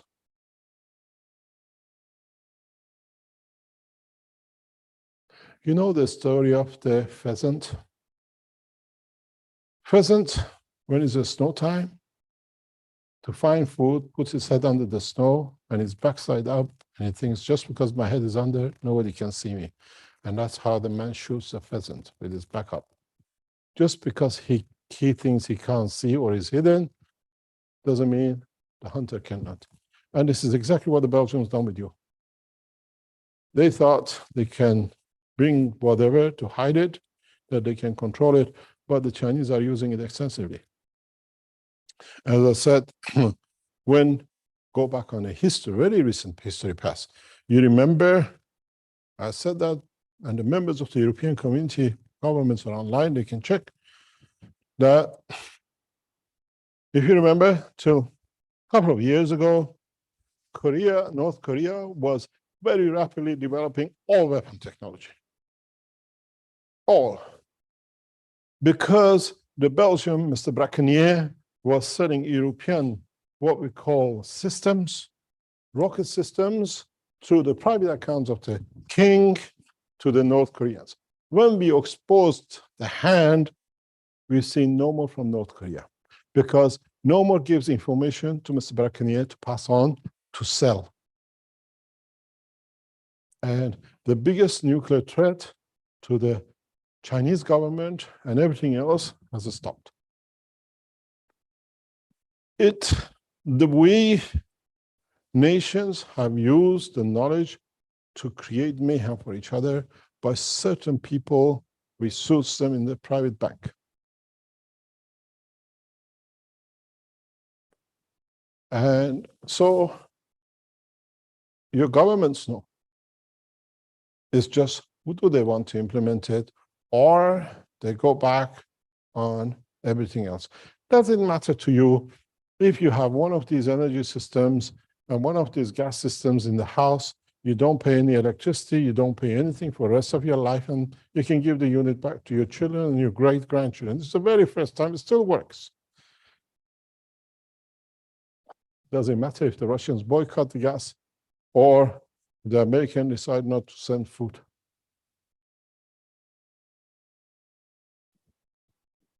The governments know about the technology very well, because don't forget, 75% of world population, governments collected the key and they studied the key. And this is what will come to us in a very near time, near future, in how we apply the technology for ourselves. This camera is too close. Can you pull it back? Please shorten the screen. Any other question? Thank you very much, Mr. Kesh, for your excellent responses and for bringing this wonderful technology.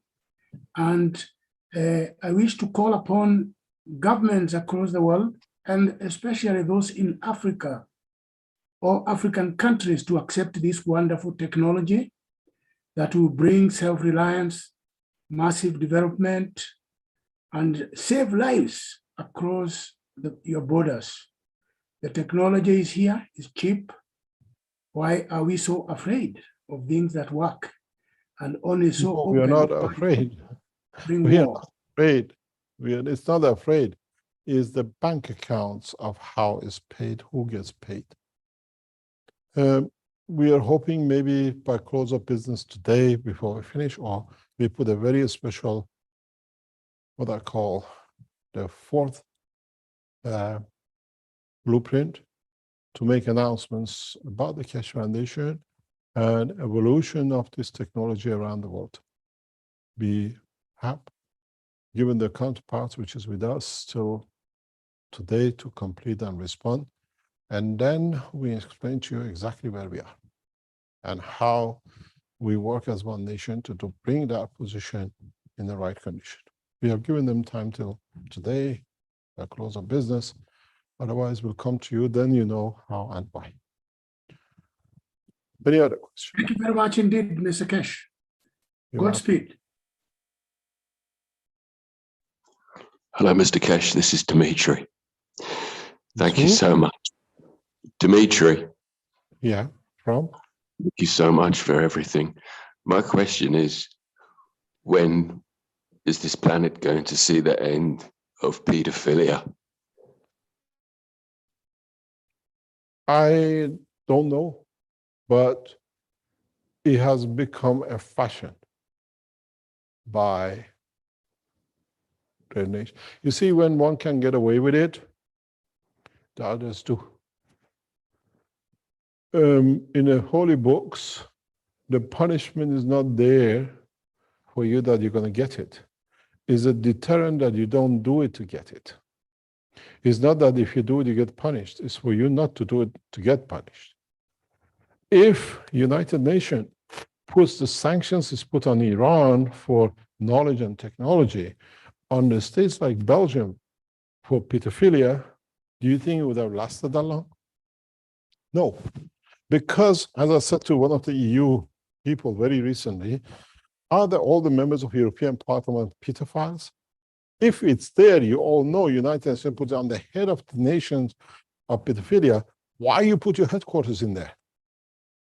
Is there a kindergarten underneath of the EU headquarters? How come we get punished for knowledge, advanced knowledge, which they don't have, but we don't get punished for abuse of children?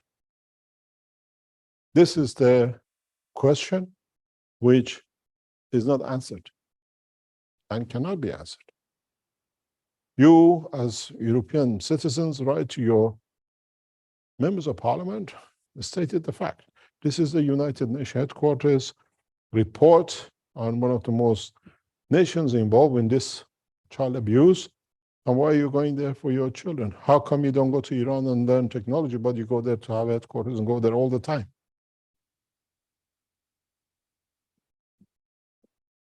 And then we have a headquarters in Strasbourg. French are safe. But this is something that has to come in line with the governments. And don't forget, the biggest pedophile in the whole structure for over 50 years, unknown to all of us, is the one who's been writing to all the governments, delivering papers from my work that I'm a spy for Israel. Did the Iranian government ask, Madam, can you bring your pedophile cases and prison sentences for pedophilia in the state of Belgium? No.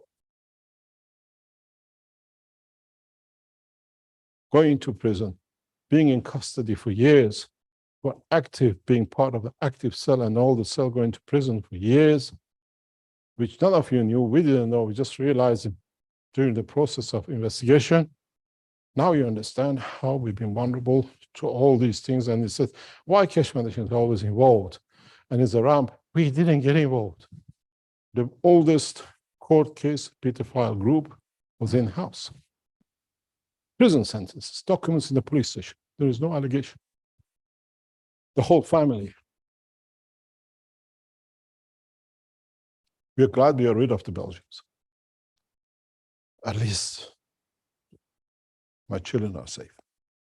I don't know about the one I lost. Go and check the documents in the archives of the courts, in the archives of the police stations in the Belgium and the others, and then you understand why and how we've been targeted without knowing. Long-term prison sentences. Now the Iranian government believed these people, and you can believe the rest. It's for you to investigate, not us. We have all the documents. We know what we're talking about. So it's not going to end unless the humanity, the soul of the man changes. The way you come here and you go through the system and the pains goes, maybe putting these people through the system, the soul grows from the dimension of physicality, of emotion of a child.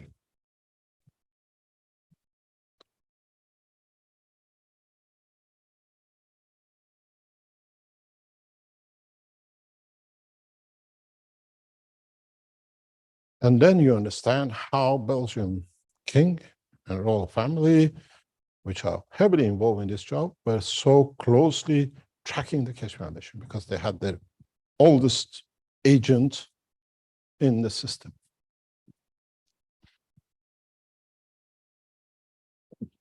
I wish for an elevation of their souls. Don't take my word. Go and check. There is no allegation. These are the truth sitting within the courts of Belgium, within the newspapers of the Belgium, and sentences passed and prison sentence served. And it's still undercover monitored because there are too much involved.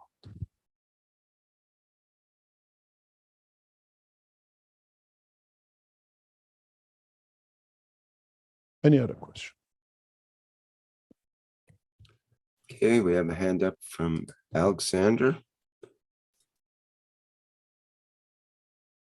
Go ahead if you can open your microphone, please. Alexandre, Brasil. Oh, we need Portuguese or? Portuguese. If we have Rafael here for that. Yeah. Hello. Oi, Alexandre. Por favor, pode falar. Ok. Bom dia, senhor Mr. Bom dia a todos. Obrigado pela oportunidade. Eu gostaria de saber se existe alguma atividade sendo já desenvolvida para que o Brasil possa usar essa tecnologia? E, posteriormente, eu tenho uma segunda pergunta, se me permitir, claro. Ok, só um segundo. So, Alexandre, say first, thank you very much for the opportunity to be here. So my first question, I have two questions. My first question is, there is any activity for Brazil to use this technology? Yes, called Rafael and the Brazilian knowledge seekers. You got one of the most active knowledge seeker teams on this planet, because we monitor some 32 languages and what we call teams. And by God, every day, sometimes it goes a couple of thousand, 1,000 communication in one day. You're very active. And you have a beautiful team with Rafael and the rest of the Keshe Foundation Knowledge in Brazil. You have a beautiful country and you have a beautiful knowledge seekers. So what else do you want? It's you to do it.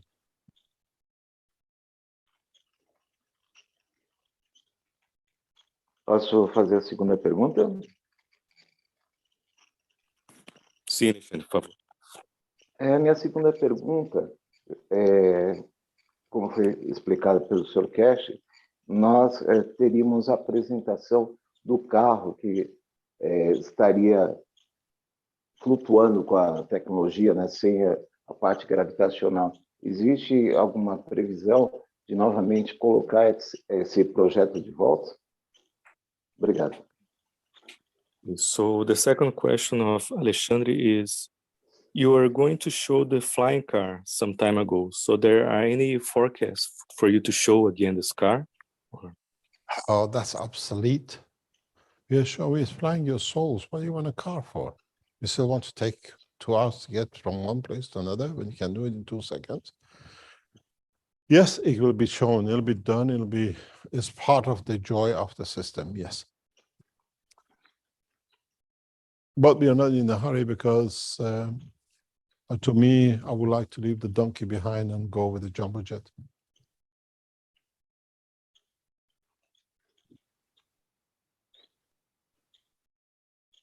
Ok. Muito obrigado, então, senhor Mr. Keshe. Obrigado, Rick. Obrigado, Rafael. E obrigado a todos. Bom dia a todos. Bom dia. There are structures at force for us to, in a way, you have it up, rattling. I'm moving my microphone to fix it. We are in a process which is important for all of us. And I explained to you, we are hoping in the next few days, we'll come to some sort of consensus between the Americans and the Iranians and in negotiations where to fly with a system, to travel with a system. Do you mind, Dean, if you put your camera up there? Can you turn it up that far? This one.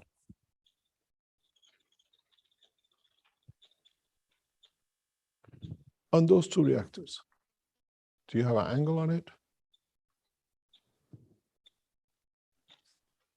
You don't see it? Are you sure? Try. Yes. Somebody else has got it on. To have, can you see it? Yeah? Can you see them? That's not your picture, is it? Okay, that picture's better.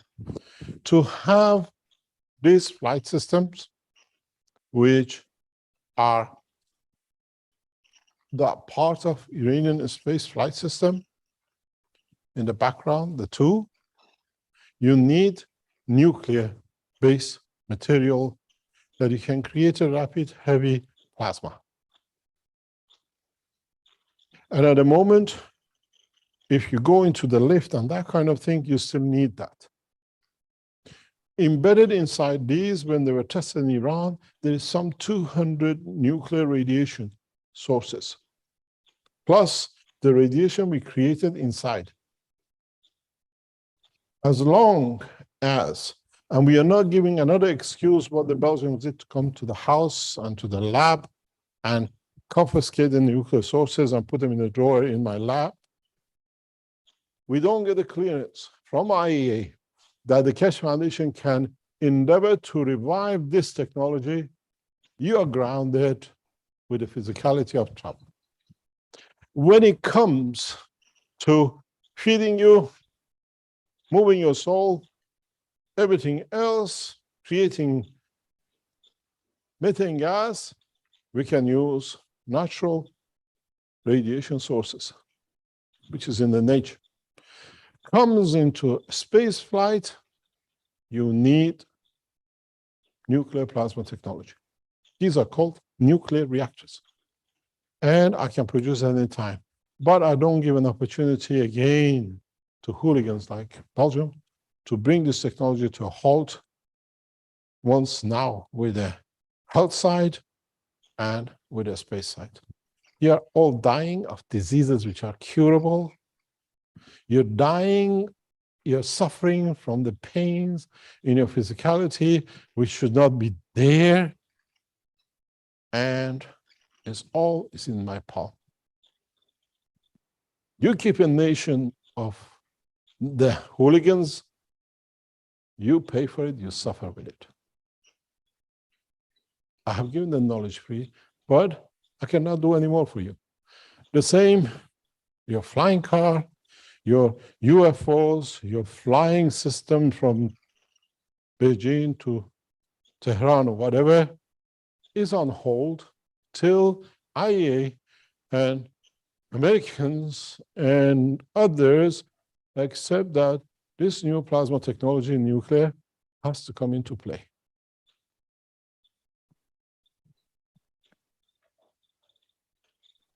We have no choice if you want to go that way.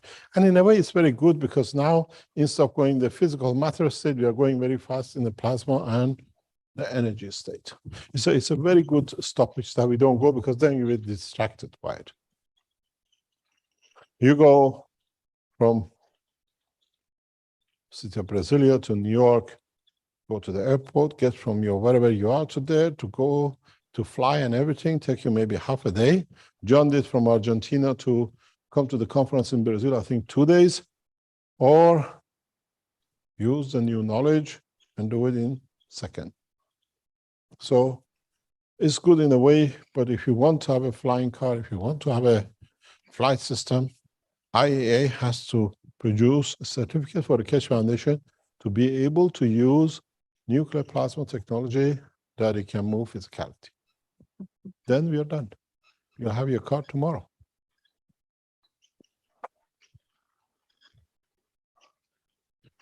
If we could get to the soul of so many of you yesterday on a telephone line through our system, which you've never done yourself, you cannot do it unless you have the remote control from here.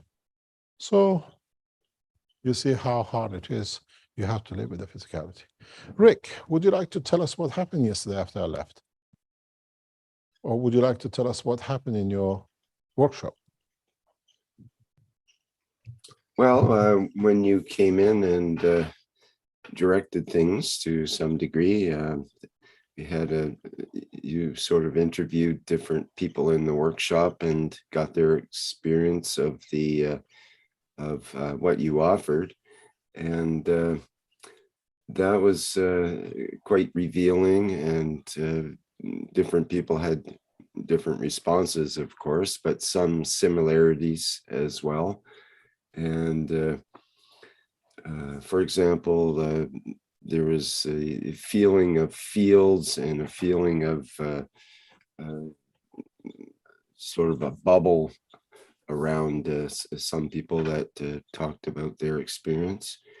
You see, after you left, I don't think we carried on too much longer. We got into some of Brigid's images and kind of went off on a different tangent.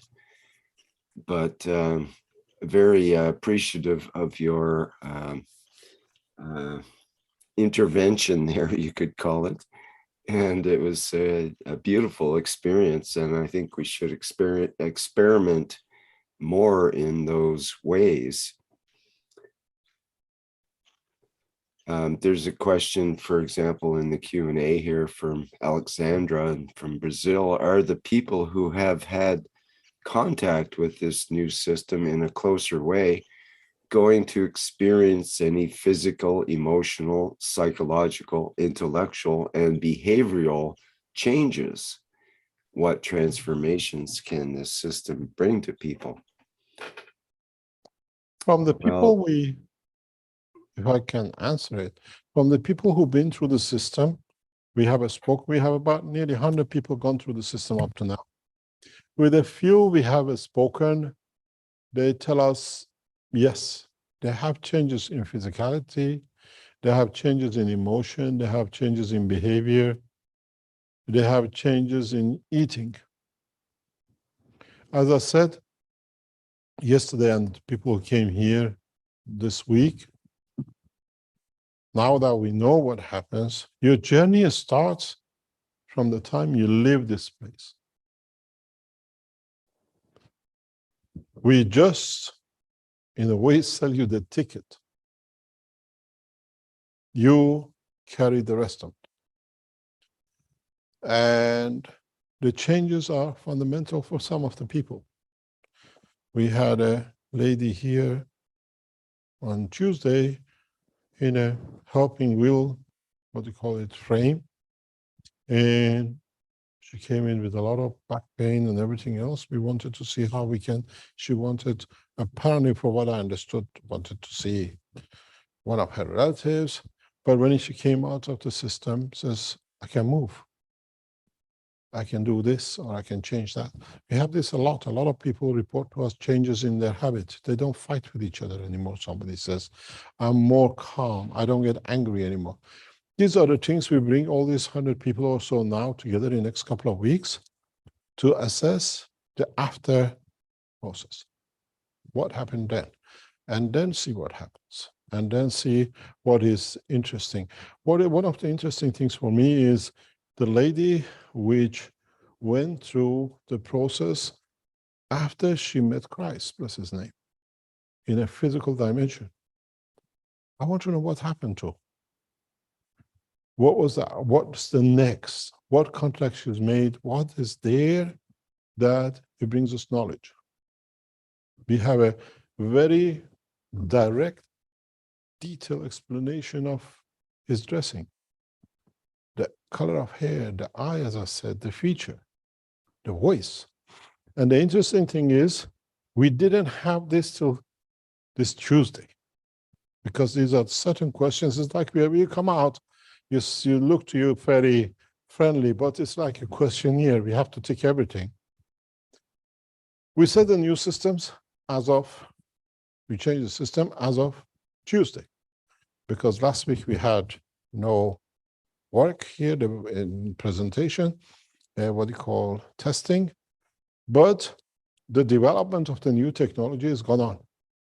And this is a question we asked from many people from the beginning. Did you smell anything? Did you have any emotional?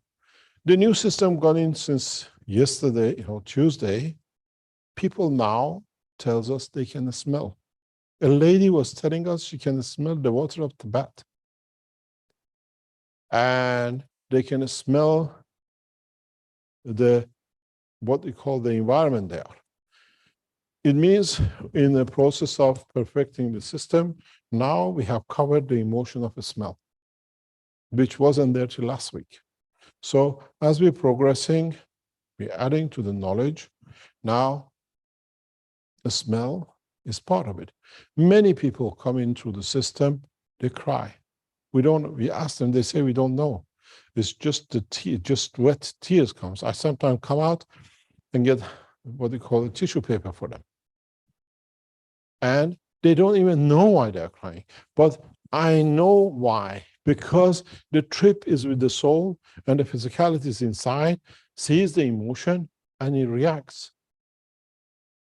Physicality reacts within dimension of envelope of the soul, and they just are in tears. As a guy said when you came and you told us this, it's like a fog inside. It's a fog. I can hear you, but it's like a fog, like being in the water and hearing your voice. I said, yes, because your soul has covered you. You still listen to my physicality. In the time of dream now, the soul goes out and coming and going information. You gather some of it, you call it a dream. Now you're inside. The soul is doing it without you being involved. So it looks like you're in a whale, as he said. And many people say that. We just heard you said something and we did it. And the strangest thing is, it was important for us in the trials.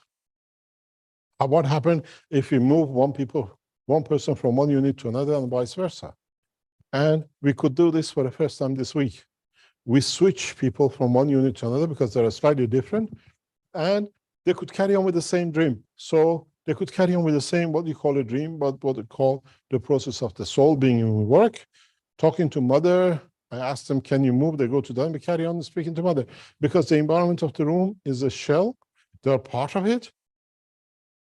But it's important for us because now it shows we can do the transmutation easily. This was a key point for us, to be able to take people to move chairs from one unit to another and carry on. So now we are ready to do the transmutation because we keep the environment of the room as it is. We keep the environmental system as it is. The two systems are connected. It should be a flip of a finger very soon to transmute, put you in chair number 1 system and take you out of chair number 2. And it won't be a magic. As I said last week, the people in the lab have started, they are working on this. Dean, if you can bring it here, that we can transmute you through a system like this. If you don't want to go anywhere and you're going alone, you're welcome with your suitcase. And as I said, I'll put you on one port side of this port and I'll take you out of the other side of the port. And you're used to go to airports and spend 10 hours, 18 hours flight. You go into transmutation port and you're there instantly. Don't forget the gift you're taking for you from mom. You can't say, Mom, I forgot. It takes a long time to go back. She says, go back home. It takes you 2 seconds, bring my gift. No more, oh, I forgot to bring you something because I never bought it to bring it now. Just go back in there, it's 2 seconds. Last time you paid €1,000 to get across, this time it's free.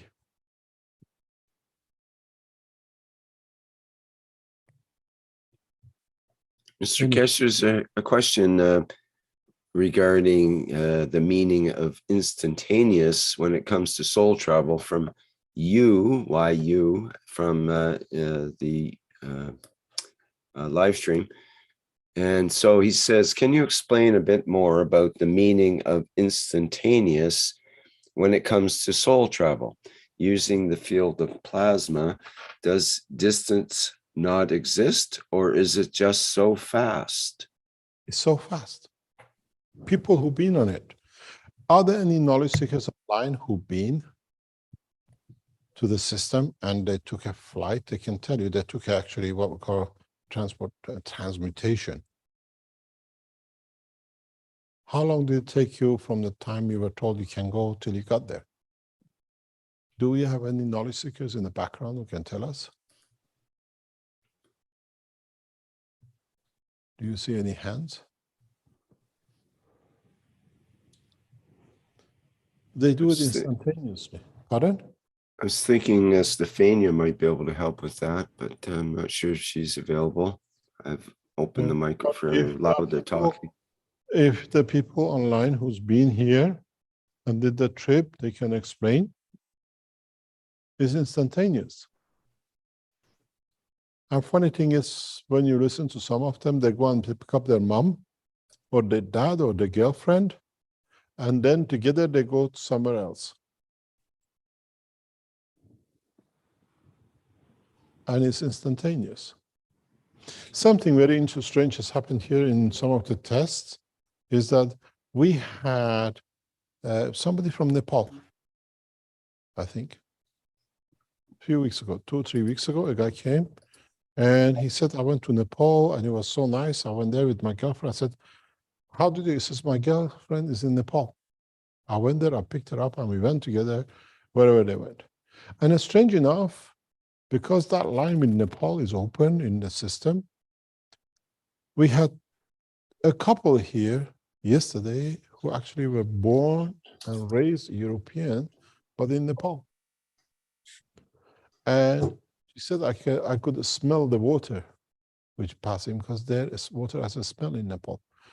And so it's instantaneous. She said it was there. I was there standing on the bridge with the waters. It's a scenery she knew. She lived in Nepal for 30 years. And so it's there and is instant. You can go and do and see people and go to another position. You don't travel anymore, you go to. And this is the beauty of it. And people come here, the only wish is to see the father or mother or whatever, and they come out with tears and joy that they have managed. They ask why and whatever, or do you want to go for a dinner and the rest of it. And they come here to look for answers. We are not here to answer. We are travelers of the space. And as I always say, we provide the aircraft, which is your, what we call it, the craft, not the aircraft, the craft, which is your soul. And as you usually get on the aircrafts, the pilot doesn't care, is not concerned if you are sitting in your chair, you're playing with your child, you're hugging your lover, you're planning to go, once you arrive at that point of a station, to somewhere else. His objective is to get you there. So the dreaming and physically doing things is your job. And this is the same as what we do. We are not there to influence your mindset. We are there to create a new transportation system. And we're getting there.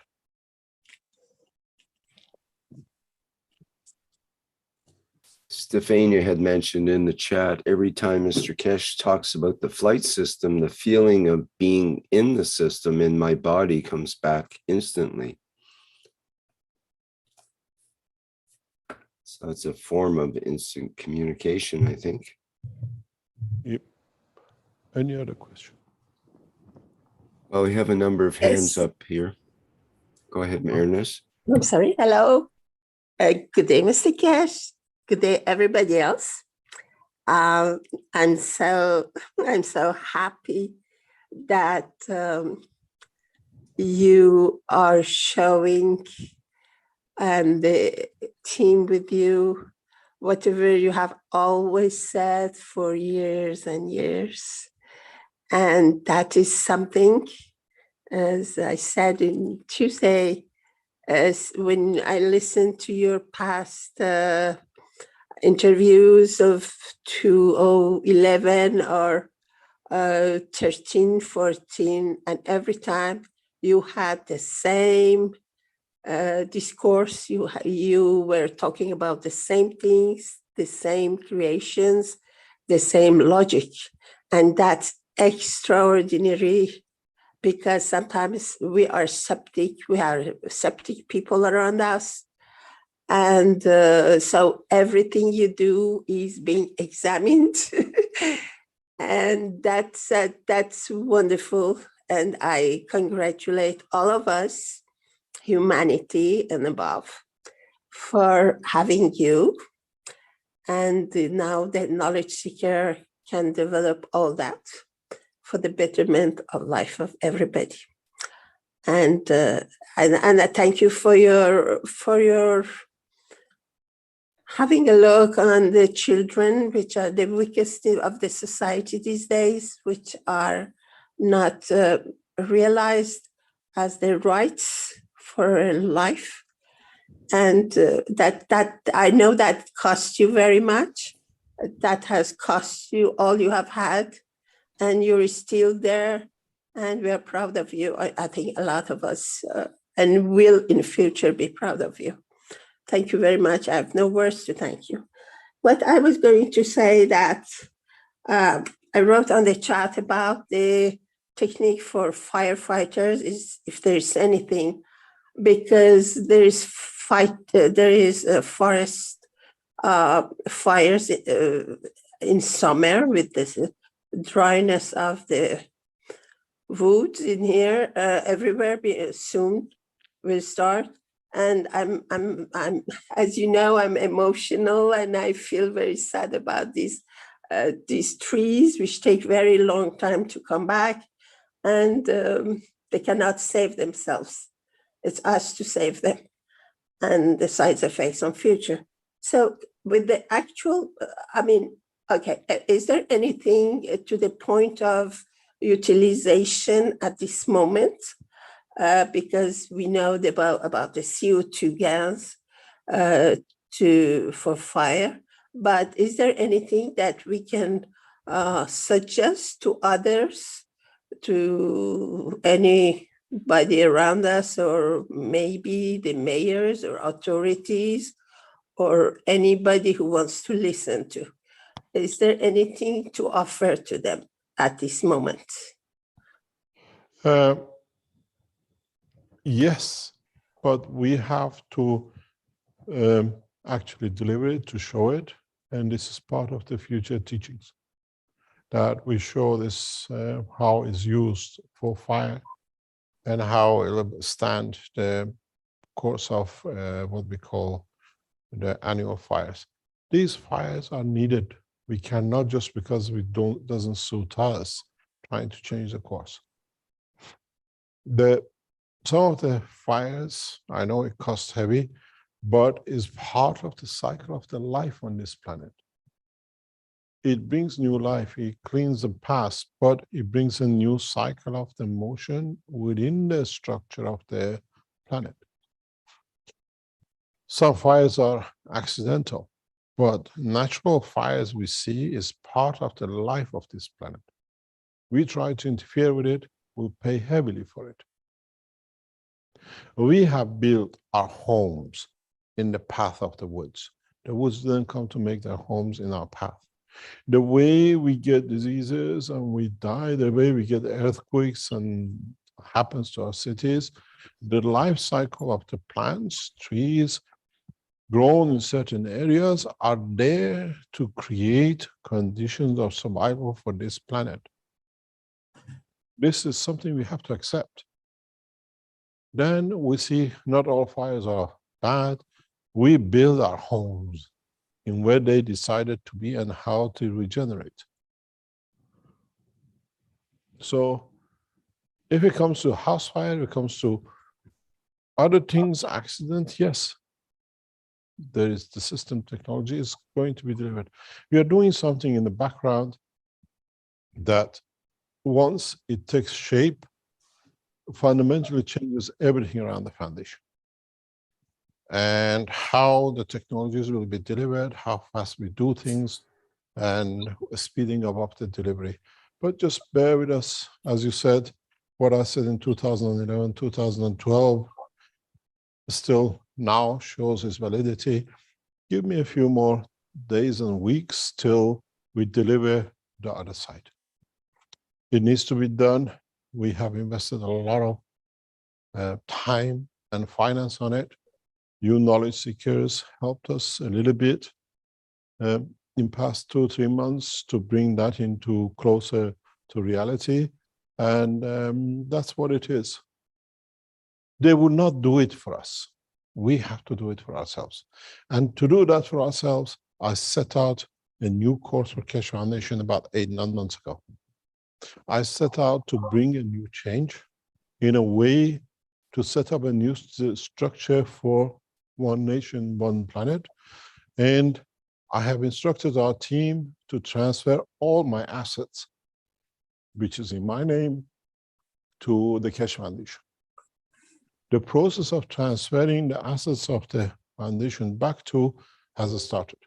So this is part of the same course. Keshe Foundation Austria, share an asset holding in Markray, other assets held in my name on trust of the Keshe Foundation, started the process of transferring back to foundation, which means I carry no assets, even though I stay as a trustee.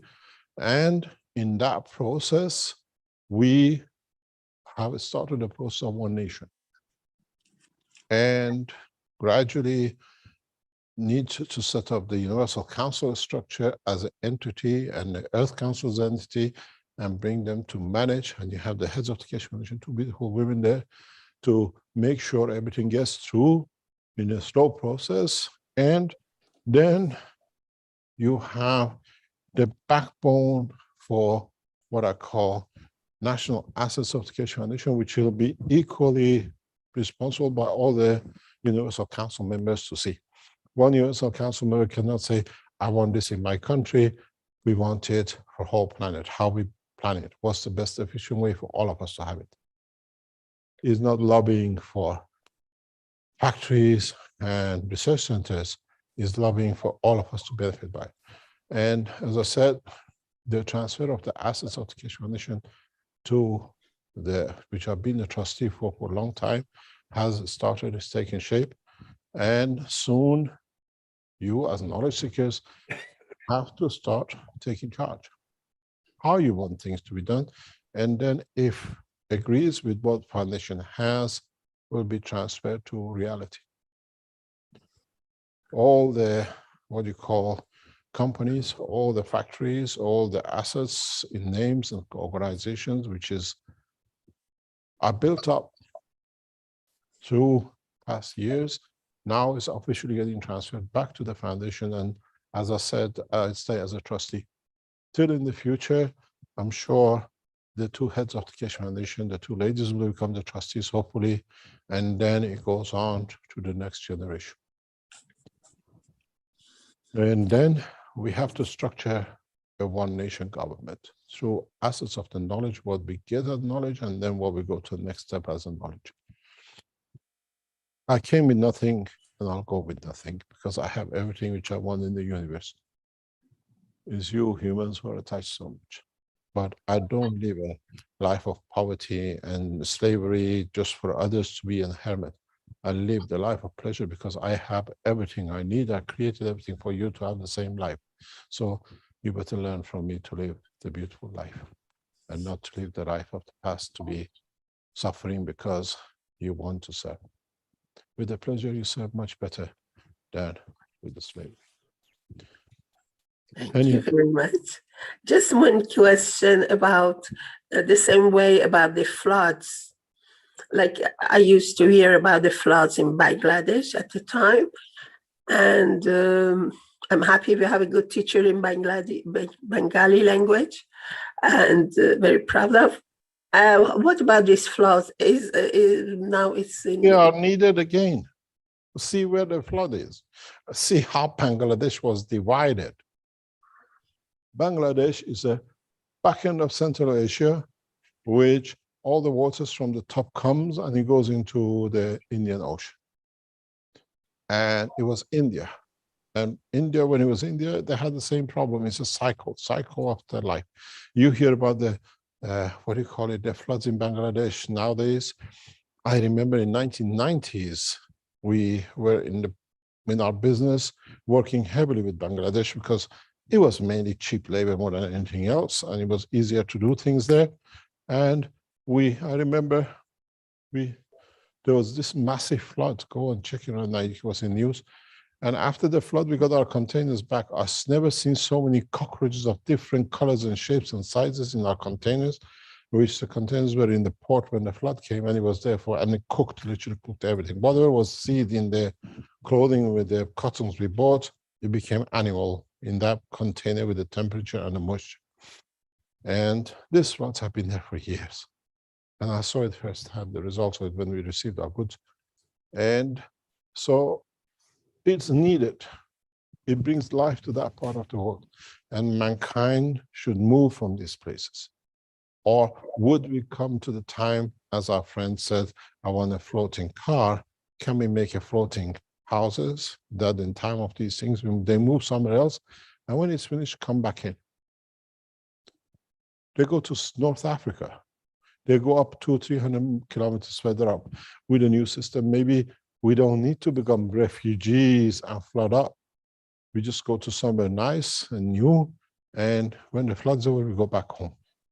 There's got a lot of changes with new technology. I can see the life of the man by mid this century will not be the way we know it today with this technology. No way. It cannot be. Thank you very much, sir. It was an honor to be talking to you indirectly.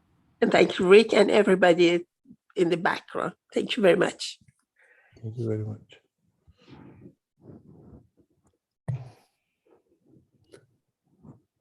Okay, we have Christopher, or sorry, it's Christoph. Microphone is still open. Hello, Can go you ahead. understand me? Yes. Hello. Hello, hello. Yes, we hear you. Can you hear us? Can you understand me? Yes. Yes, we can. Hello, hear you. Rick. Hello, Rick. Yes, hi. Hello. Hello, Rick. Can I speak in German, please?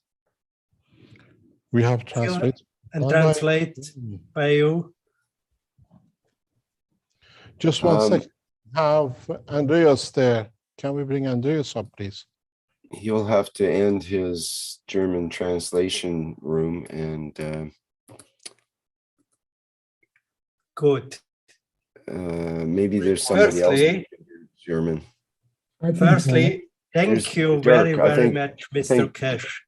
Dirk can do that. From begin, I am by you, and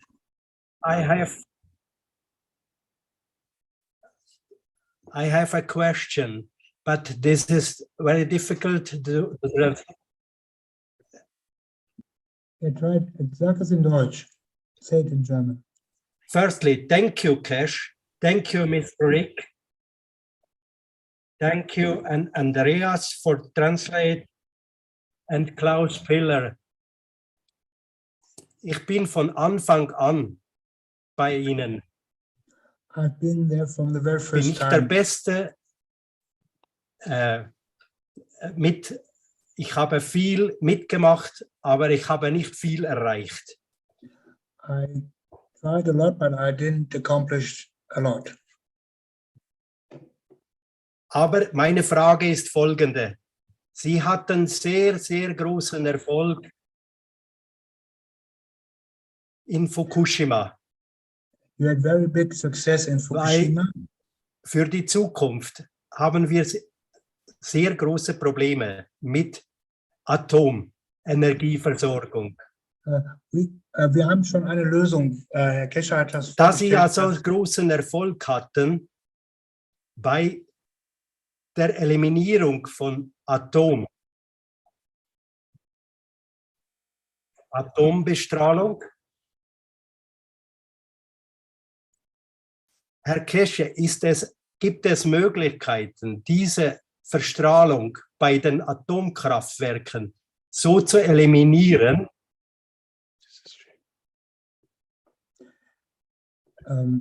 There is a possibility, Mr. Cash, als Abfallprodukte natürlich, dass es für die Leute, für die Menschen in den Orten, wo neue geplant würden, möglich wäre, dass die Leute weniger Angst haben müssten wegen dem Abfall.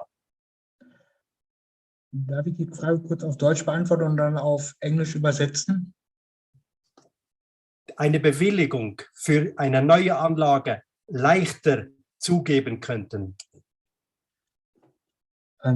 So his question is there a possibility that the foundation has a device to protect? Das wäre meine Frage und vielen, vielen herzlichen Dank für Ihre riesengroße Arbeit.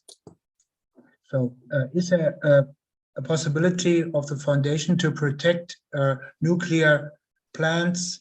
And Mr. Cash already said that we have the possibility of a generator which builds a plasma field around the atomic plant. So even if a nuclear explosion comes away, like in Fukushima or Chernobyl, the plant will be protected and no radiation will come out.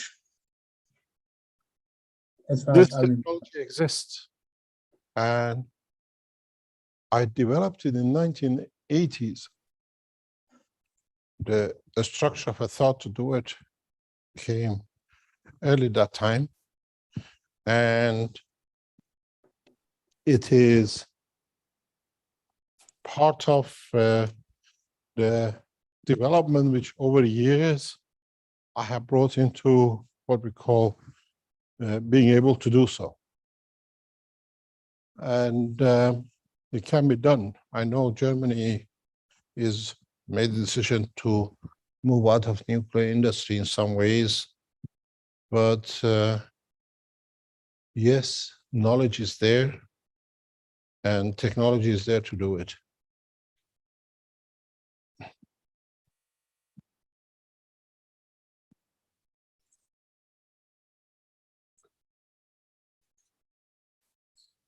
So weitere Fragen? Do you have any more questions?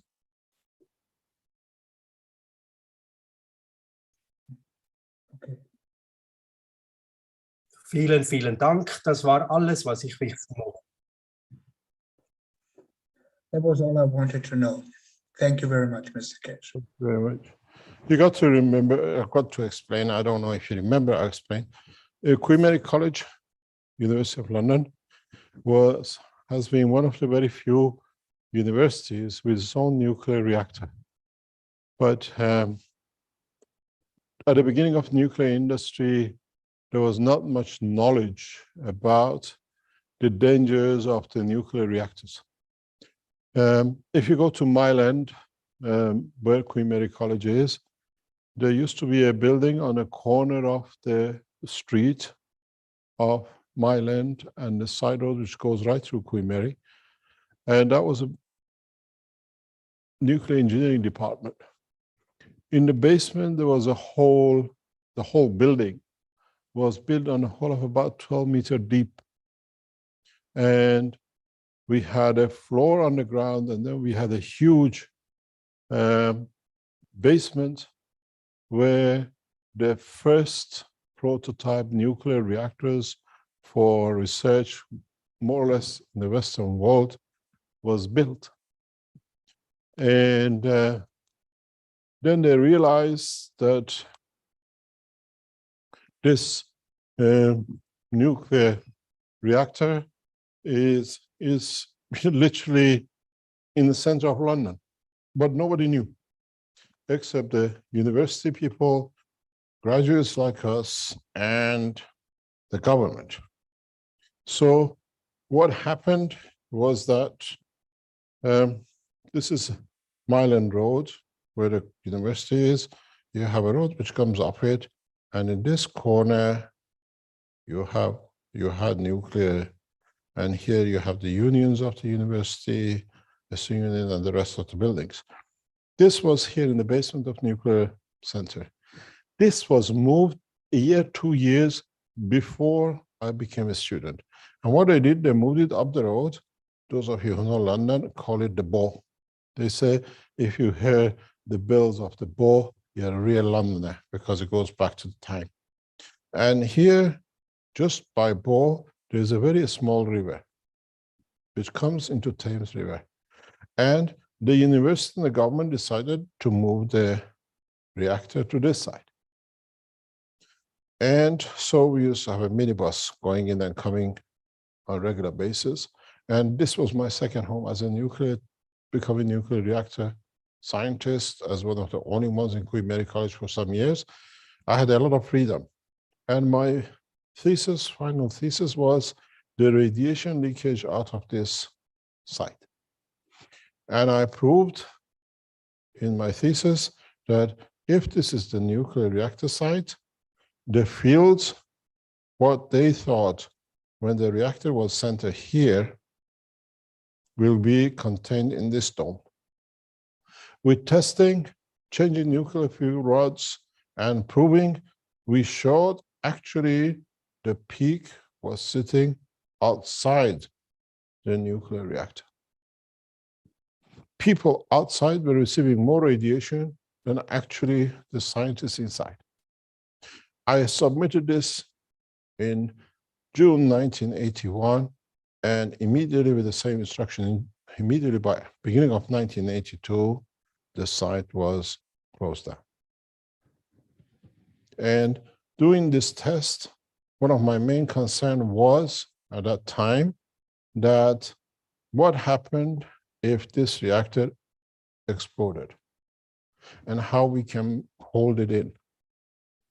And that time, the conclusion of the research, which was submitted to Queen Mary College and was submitted to British nuclear government authorities, was that the explosion will reach beyond into center of London and passing West Ham and the other side, and it goes Liverpool Street, the banking system, this is what they call a stock exchange, and it was decided rapidly they cannot take a risk. That critical test to show that the peak of the nuclear radiation was outside than inside was critical. And I decided at time what happens, how we do it if it happens. It was no use putting, as we did in Chernobyl, blankets on it. It was holding it in. And I set out to develop a technology that pulls the radiation inside. And the easy way of it is, the technology we know now is embedding below the housing of the nuclear reactors a massive gravity system, which has radiation capability spectrum, which means anything which does will go back inside. And this, due to transfer of number of what we call other reactors around the site, will be spread and controlled. This is the only way we know at the moment we can contain nuclear reactors explosion, where we centralize it, pull it in, and as we have, like the way the stronger feeds the smallest, we spread it around and literally becomes a satellite system. This is available. It costs not much. It's just that you drill a bigger hole in the ground. When you're digging, you go a few meters deeper. You find, if this is your reactor, you go somewhere deeper, and then you set your reactor inside it. Any explosion like Chernobyl, where radiation will go inside, you get debris, no problem. But nuclear field radiation, even as debris, will be centralized. And then if you look at the other angle of it, this is your basement. You create number of reactors around the site, so you spread the energy and you control it. Because in going and spreading, the fields will be given to the environment within the ground floor below, which already buried. You have no contamination. We know this technology. If you were in a oil business before Iraq-Kuwaiti war, a lot of you know that there were 2 or 3 very rich American companies. If you had an oil explosion on an oil well, what they used to do, you had an oil well here and you had a fire you couldn't control. The Americans come, sit like 500 meters away, drill a hole, and then close the tap, the oil well to it. And then they used to control it. Now we can do the same thing. Even the present nuclear reactors go underneath a concrete base and build this to do it. And you know what happened with this? Nowadays, this is obsolete as a joke, what the Americans do, because when Saddam Hussein came and he blew all the oil wells of the Kuwait, the Americans invited everybody because it was about 400 or 500 of them burning and they couldn't control it. It would have taken 6 months for each one of these to be done. A beautiful Romanian company came with 2 jet engine. The whole thing was to stop the wire. They put the reverse of the, what do you call it, the jet engine on it, and they start literally cleaning up by just blowing up the fire out, and the rest was capping it. And they're paying millions to the Americans to do this. They collected all the millions and they went back to Romania.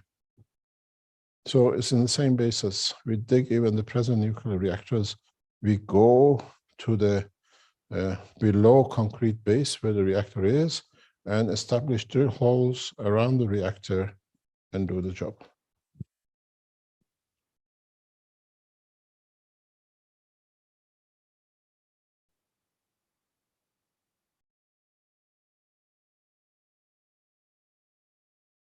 Any other question? Yes, I want to, because this is a knowledge seeker workshop, I want to give some knowledge for all the knowledge seekers for the seed of the problems of the mess of this on this planet right now. And I know you're speaking Farsi, so in English there is one extreme important word missing, and in Farsi it's called mafak, but not Pyrrhus. You know mafak, Mr. Cash? What? Mafak, it's called in Farsi, as far as I understood it from a guy here. Mafak, yeah. Mafak means succeed. Yeah, in English it's succeed or well done, but it's a big difference of mafak than to do it well or to succeed. To succeed. Yeah, To but achieve. It's an achievement if the word of yeah, it you translate yeah. it. And you think a word and then you say it and then you do it. And when this word is missing, you cannot do it. So this is the reason why so much mess is going on this planet, first by the Englishmen and then by the Americans on this planet right now. That's what I want to give knowledge to all the knowledge seekers. Yeah, but it's been all of us in different time, different countries, different rulers have brought different mess. And we all Yes. live in part of the results of centuries of abuse of each other. Any other question, please? The beauty about today was the introduction of the methane gas and the control of what we call plasma technology for energy. And this is what we came here today. And that's why I call it a blueprint. Other things we talk about is a sideline to what is actually a blueprint today. This machine. This machine, in its simplicity, will change the structure of the energy construction, energy use, supply, control of nations by the others. And I think we still can show. Klaus, would you like to measure again for a third time that the thing still works? We can increase the what we call the gas production, but it's too dangerous. It's methane. We can show you the test. We had a fire, backfire into the tank in, pardon? Okay, the system's covered. We tested in one of our tests. Am I allowed to show that, Klaus? You don't mind? The burning? I can show anything. Okay, no problem. We show you. This is why we don't want to put the ignition on this, because on a test during the weekend, we had the backfiring of the methane into the system, and for that reason we preferred not to, because it left the marks in our what do you call system. Just let me transfer it, and then I share it with you. You can see the pipe is totally black, and we don't want to have these incidents here, because it's critical to understand what we do. You can see the pipe totally black inside. We have tested it, it burns, and it's just to be safe, we do not open it here. And in the background, if you can see another horizontal enhancement unit is getting assembled, is on the table of production. This is our lab in Austria. So the system actually burns. It does say what it does, do what it says. Would you like to? Can you zoom on it? Can you see it? You have to change your camera. You're on the wrong camera. Yeah.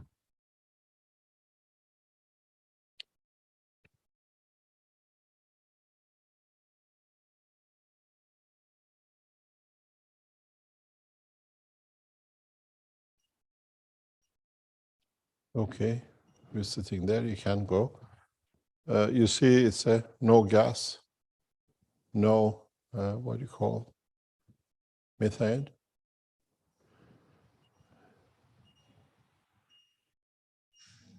Oh, you saw the blow. It goes even up to 4. But leave it time, it goes up to 3. It just calls on demand.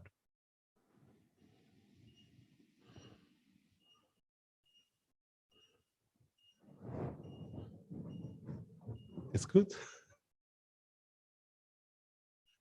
If we leave it, it'll become a massive production. You can produce, this is a continuous production, so it's not one-off pulse. We had a question from Antonio in the Q&A. Thank you for the release of the gas system. My question is, how long will it take to fill a normal size gas bottle in our car? You don't need to fill up. That's the old fashion. Now your system is your gas bottle. The system is set. You call upon it as you need it. You saw it with the test in Tehran. When they stopped burning, the bubble became faster. If you can pick that picture frame from Tehran, you see it. Thank you very much. You want to close it before?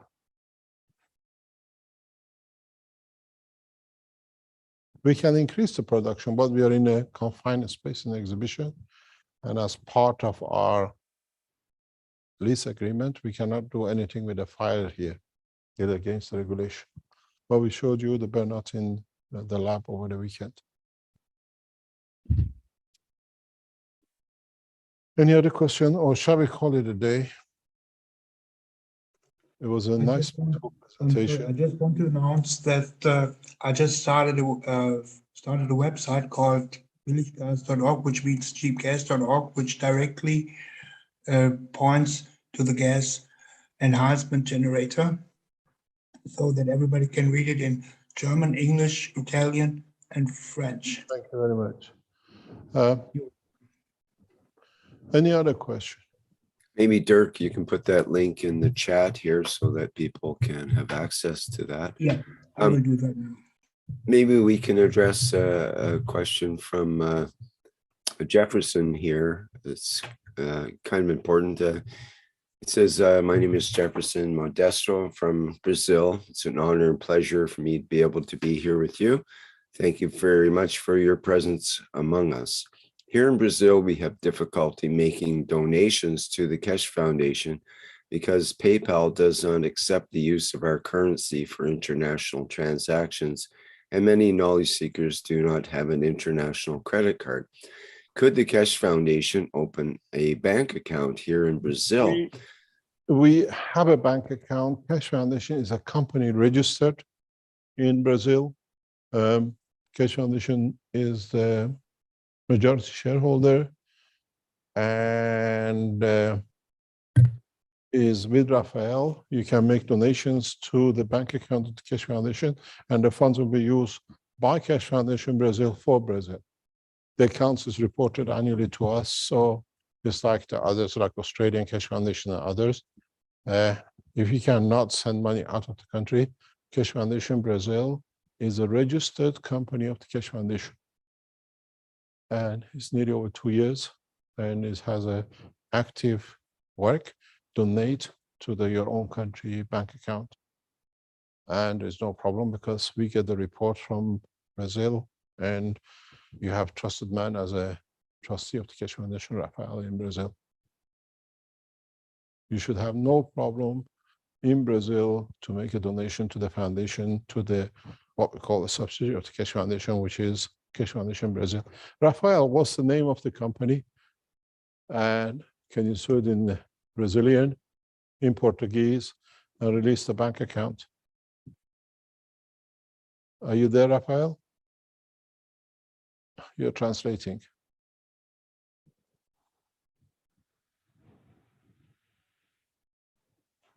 I think he's coming back here. Hello, Rafael. Hi, Mr. Keshe. Hello. Okay, could you explain to where they can make donations and the bank account of the Keshe Foundation in Brazil, please? Yes, we are arranging with our accounts regarding this because they tell us that since we are a company that's a limited company here, we need to resolve some issues regarding this to receive donations that we are dealing with this. But once we settle this, we will release our bank account so the Brazilian community can donate to our company. Yes, but very soon we're going to. Let me explain to you what the way can do. It's a very easy way to get around it. You sell a pen for a donation for 1 cent. People can pay you €1,000 to buy a pen from Keshe Foundation. You're a company, yeah? You understand? So if you cannot resolve the matter to receive a donation, you sell a pen for a price. People can pay the price of the pen as they like. You understand? Raphael? He's translating. Sorry, I was translating. Yes, Yeah. we have, thank you, Mr. Cash, for this. And we have even a knowledge seeker here in Brazil that she deals with this part of selling shirts also. And this was an idea that came in our community here to sell a shirt and people can, and by buying this shirt. Donation, yeah. It's the easiest way is a pen or a shirt. I can say the color ran, it's not my size or whatever. But you make a donation, this is the price. You pay so much for the pen. Oh, okay. Thank you, Mr. Cash. We are going to organize ourselves. You can trade and just put in there donation, just put one item for sale, and that item is a pen. Oh, okay.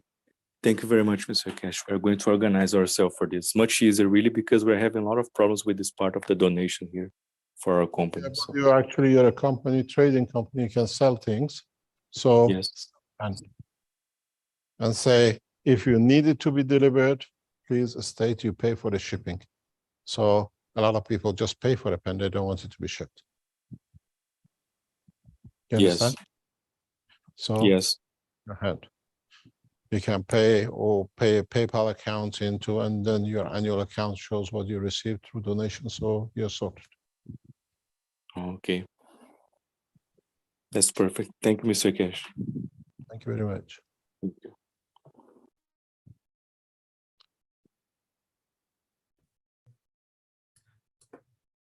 You have to remember that you put in there, I buy this pen for the price I want to pay.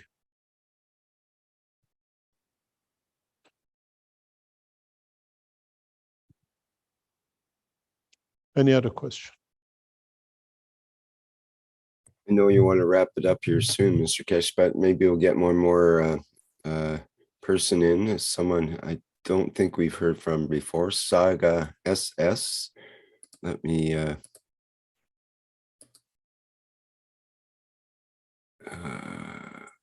can you open your mic and go ahead, please?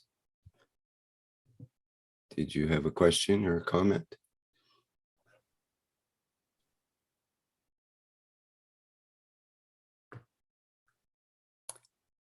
It's a mistake. May have been an inadvertent hand, as we say. Yeah. Thank you very much, Rick. Thank you very much. Rafael, tá me escutando, Rafael? Ah, Alô? Okay. I think we need Rafael once again, perhaps. Você me escuta, Rafael? Sim, tô te ouvindo. Yeah, he's from Brazil. I'll translate his question. Good morning. Sim, sim. Pode falar sua pergunta, sim.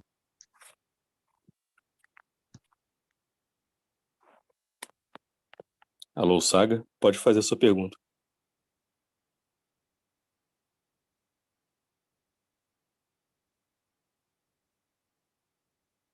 Cannot hear Saga. I think he's having problem with his audio. Thank you very much. Okay, well, maybe he can get that sorted for next week. Next time. Thank you very much for coming on. Oi, Rafael. We see that bubble. Eu tenho que abrir alguma outra coisa? I better stand back. Like him right in your camera. Yeah. There it is. This is a bubble of Eu não estou methane. escutando nada agora. Oi, Saga, pode falar agora.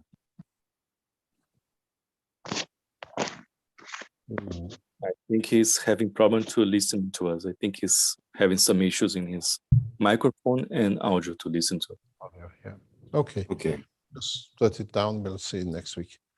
Okay. Thank you very much for being with us this Thursday, 440 something. And hopefully next week we try to give you something new. Keshe Foundation is working on a technology which creates a clean water, drinking water system. Once it's completed, it'll be addition to perfection with the producing water and food from the same water. That bubble is a methane, and it was a myth that the animals have to die, that their body and the gases create oil and gas from the composition. We can see how easily methane is produced in a natural conversion of the plasma fields of the sun into matter state of the gas. Look, another life. Next week, we go back to normal teaching, unless there is something which is about to happen in the Keshe Foundation. We are expecting it.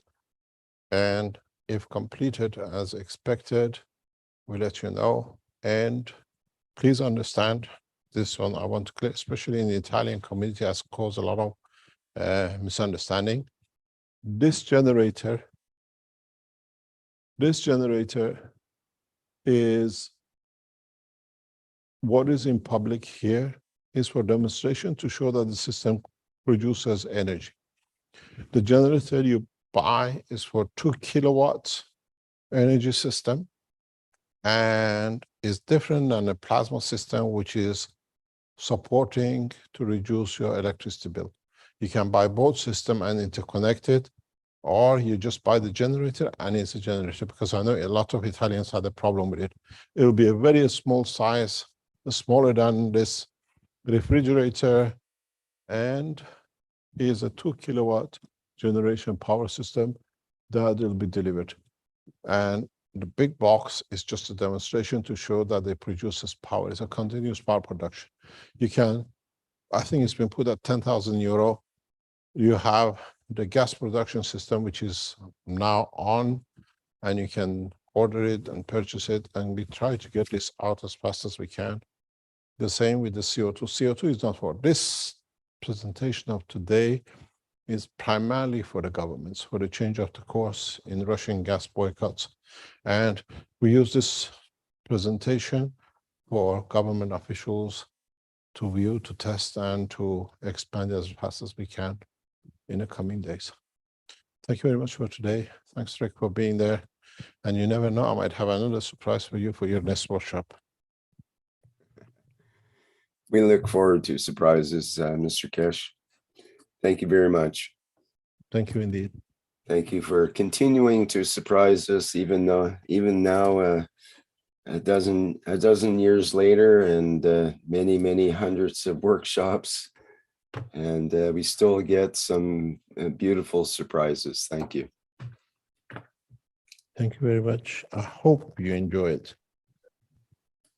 I think the best thing is for your knowledge seekers to purchase the gas units as fast and the energy units we can, that we can put it in, the governments can see the change.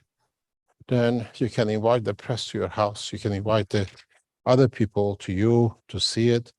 And that will bring the whole thing fastly to an end from the hand of the boycotts from the, what do you call it, the press. When you use it, it'll go by the mouth up, by the word of the mouth. Thank you very much for today. And hopefully we'll see you next week, or something happened interesting, we'll tell you beforehand. Okay, terrific. Thank you for another fascinating workshop, Mr. Keshe. And thank you all the knowledge seekers and everyone for attending today. And thanks for your questions and comments. This has been the 443rd Knowledge Seekers Workshop here on Thursday, July 28th, 2022.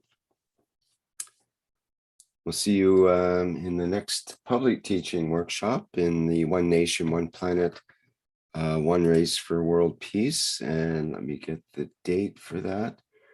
We'll be into August then. It'll be August 2nd for that workshop. And that starts at 4 p.m. Central European time. And that will be with members of the Universal Council and Earth Council. Okay, I think we'll go out with one of our favorite videos, the Flight Enhancement Spaceship Unit music version. And once again, thank you all for attending today.